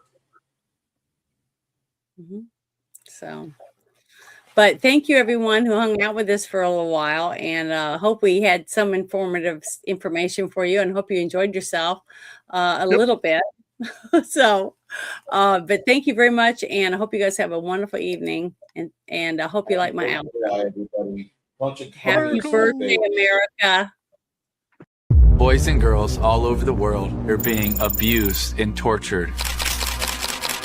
The worst moments of these children's lives, they're being videotaped and they're being shared with other offenders all over the world. Many people would refer to this as CSAM, child sexual abuse material. They are suffering and they don't think that anyone is coming to help them. But we can. We can build that army and we can go get them. Come be a part of this team that is trying to push back this evil.